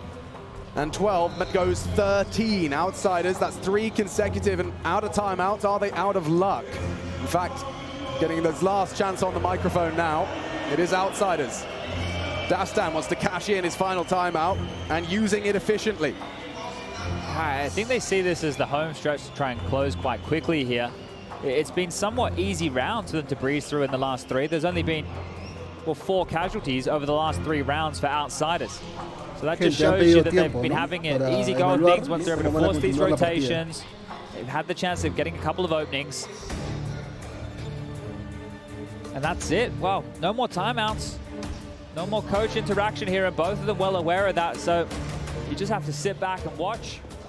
As do we. 2 zoom bangers across the server. See who can use that to more effectiveness. Typical nade exchange. Kicker wants a deep molly. Now Fasher's thought better of his forward position this time, and rightfully so. You can see the nade would have landed square on the jaw. Fasher does have his retake smoke cocked, and the incendiary package. Well timed. Impossible to deny, but a counter smoke to sow the seeds of doubt. Well, they're going to have to worry about that for 20 seconds, so there's a couple of choices Outsiders have here. Just sit back, wait, and then take it and assume that they won't push forward and play behind that. Yeah. Exactly that. That is the reaction you were looking for if you're Outsiders. Because Fnatic don't know what lies on the other side of that smoke. It's all a mystery as they have Mezzy trying to be a bit of a juggler over towards spawn here. By the time he gets back, it should be starting to fade, so the redeploy immediately But think about this, that'll be starting to fade at about the 40-second mark. So you have to take stock of what does Fasha have to his name, a flash, Mezzi with an incendiary, a HE. And that's a lot of info there as well. The AWP shot as soon as they hear the extinguish. So maybe being able to put this one together are outsiders as they turn their attention. They will execute B here. And the molly from Flit's so 5D as well because the smoke puts him in the dark. Mezzi desperate to hold on to this. Counter flash. Flames on the floor. Subside now as they look to mount up as they come in as a full four-man unit. One and done from Fasha. Sight is theirs, playing for the retake, Mezzi there, but the whole squad's not coming. The whole squad still on A is Fnatic, aware of what this commitment would have meant and would mean. They are starting to canter over to investigate, see if that AWP can find anything on, well, you can see James actually posted up, and Crim's knocked down. Is that the beginning of the end of this round? Yeah, it seems to be the case. Well, Mezzi has to try and get out. Gente, en unos momentos les voy a mostrar el Kicken, ¿no? Well, he needs to be able to dip all the way back. En la fase de Try and kill him campeones. on the cross. Kicken activated now. Norbert, Fame, they're aware they're going to take this fight. Mezzi will get one for his life, but Fame again continues. Another headshot for him. 22 and counting. Textbook. This is such a performance from Fame. You're not looking to him as a name, right? You go to Jam and kick it immediately. We've all spoken about this experience. Then you go to Flit. Right? You give Fame and you give Norbert an opportunity to have at least an off game for the first map. At least let them settle in here. But Fame looks right at home. Yeah, if anything, I think he's just happy to be here. You know, I think this experience is only going to make him play better. He's got more of a platform, more of a stage to play his game. 19 years of age. Fame joins a legendary roster and is not wasting any time improving himself. Fnatic left wanting. This round has to be blue in the feed. Cannot be one-way traffic. I just keep returning to some of the rounds that Fnatic have won here, and Gente, you consider how this half esta, started. en Pistol, esta conversions, ganamos. deal with the first few gun rounds, and then as soon as outsiders break through, as other dams broken, and the floodwater now starting to consume the village that is Fnatic, they have everything needed again, right? It's not like they're lacking utility, but just the moves from outsiders are trumping in certain scenarios here. Those exchanges, we talk about the chessboard, right? The way that information, utility, the scissor, paper, rock of a smoke and a molly. There's a lot of details there, but so far for outsiders, they're understanding the situation, and this is because they're happy to play mega late Counter-Strike. They always seem quite cool. We haven't seen them get too flustered here. Yeah, different approach in the setup. Oh, they're so premature on B. They're absolutely pooping themselves. Dropping one ways as they're heading A. Nikodos might repel the invaders on that one. Incendiary forces them into brackets. That's the bomb committed to A. 30-second mark. Roy, Nikodos, more out of the AWP. The Danes combine for a round-winning 3 kills. And with that bomb on the floor, it's mission accomplished. Okay, well, they're going to concede here. James waiting for this push from Mezzi. Flit over towards the boiler room. No need to hunt here if you're Fnatic. Creo que ya tienen que guardarlo, might lose your caballero. life. James will find the shot. Mezzi understands the situation now. But you're right, over towards B, they dropped out that utility, and if it was going to be the B play, they would have been in a lot of trouble. But there's a lot of mind games here, right, that we, unfortunately, aren't familiar with, right? If they drop that smoke, maybe the outsiders think, okay, we don't want to go here, we're expecting more bodies. There's so many little details to this. Yeah, it's just, I mean, we've seen multiple CT rounds where those CT smokes are being baited out. Outsiders are getting what they want. You know what I'm saying? Yeah, they're getting so much pressure, right? And that pressure might not just be by what outsiders are putting in the server. This is intangible of the environment as well. Yeah. But outsiders have enough for another buy. No dramas there. James still has 9K, right? So this is why you're going to see him retain that AWP. He might become a vending machine soon. Yes. Miss Molly. Talk about that environment, Chad. This nades right into Nikodos's. Ouch, just shy. More to come. Nikodos stubborn. He wants this frag. He's waited a long time for it, and he gets away with it. Gap on that. Kick it unwilling to commit. The Flames with the turn, but how does Flick get that one? Roy on the quad, knocked out. And the 3 versus 4, favoring Fnatic, but regrouping now. You can see James got pace in mind. Smoke towards CT. Now you can see James got pace in mind. Smoke towards CT. Communication fast. Looking to frolic into Nikodos and Fasha. Close quarters AWPing. He needs more. On the big green. Fashion to support. Second orange is hidey hole. Fashion only able to support with nades. And okay, another out of Nikados. Alone on the site now. Can he really be Fnatic's hero? Kickert swings out for a frag that does facilitate a plant. Going for it safe. James thinks it through. And Mezzi's been spotted on the close of the gap. They need this one. A single flashbang. Mezzi wants to crawl, see what he can get for free, and then that flash can head into the site. They've gone for a close coughing crossfire. Mezzi and Crims, that was the flash, and that was the chance. Opportunity slipping through their fingers. Outsiders in touching distance of 15. Mezzi on bomb, looking for James. Fake and a frag. Wow, what a headshot. He has to hold. Back exposed, and Kicker can play the time. Look at that, cool as a cucumber as he gets the clutch. Outsiders up to 15 points. Ganó mi equipo, gente. GG. Perfect. You can question the stats from Kicker during the Legend stage, during the Challenger stage. The fact that he hasn't had to do that work is testament to when he does. This is where he feels more comfortable. And Kickert here, he does the job, he gets the space.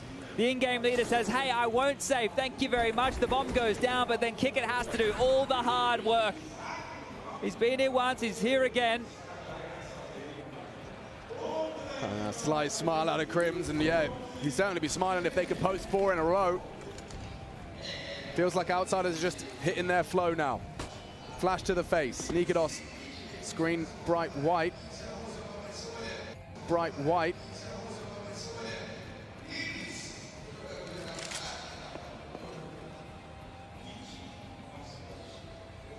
So a change up in that setup. They've still got all their smokes here, Fnatic. Maybe that's a conversation Mezzi may have had with them. You can force these boys into a number disadvantage, then those smokes worth their weight in gold. Here they come.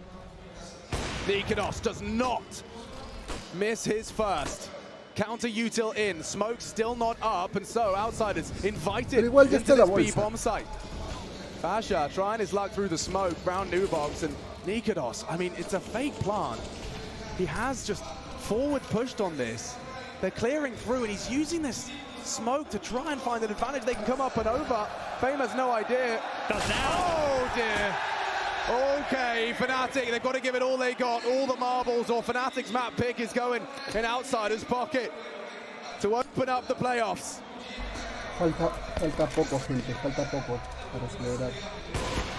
James, spotted on Nubox, still 5 to find. They're burrowed into every nook and cranny of this B-bomb site, and they're getting nothing but hot lead.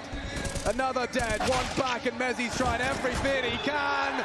James secures it. Rio loves it. Ahora sí, Outsiders, the fan favorites. 1-0 up in convincing fashion.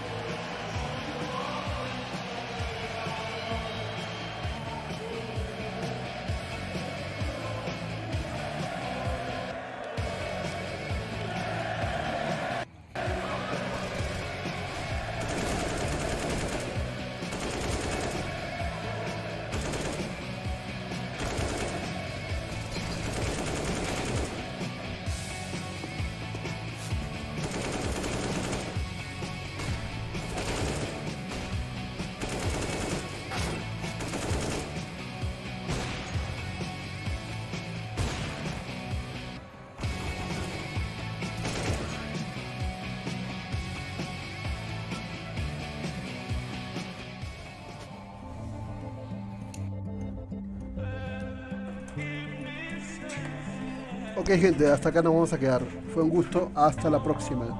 Bye, bye.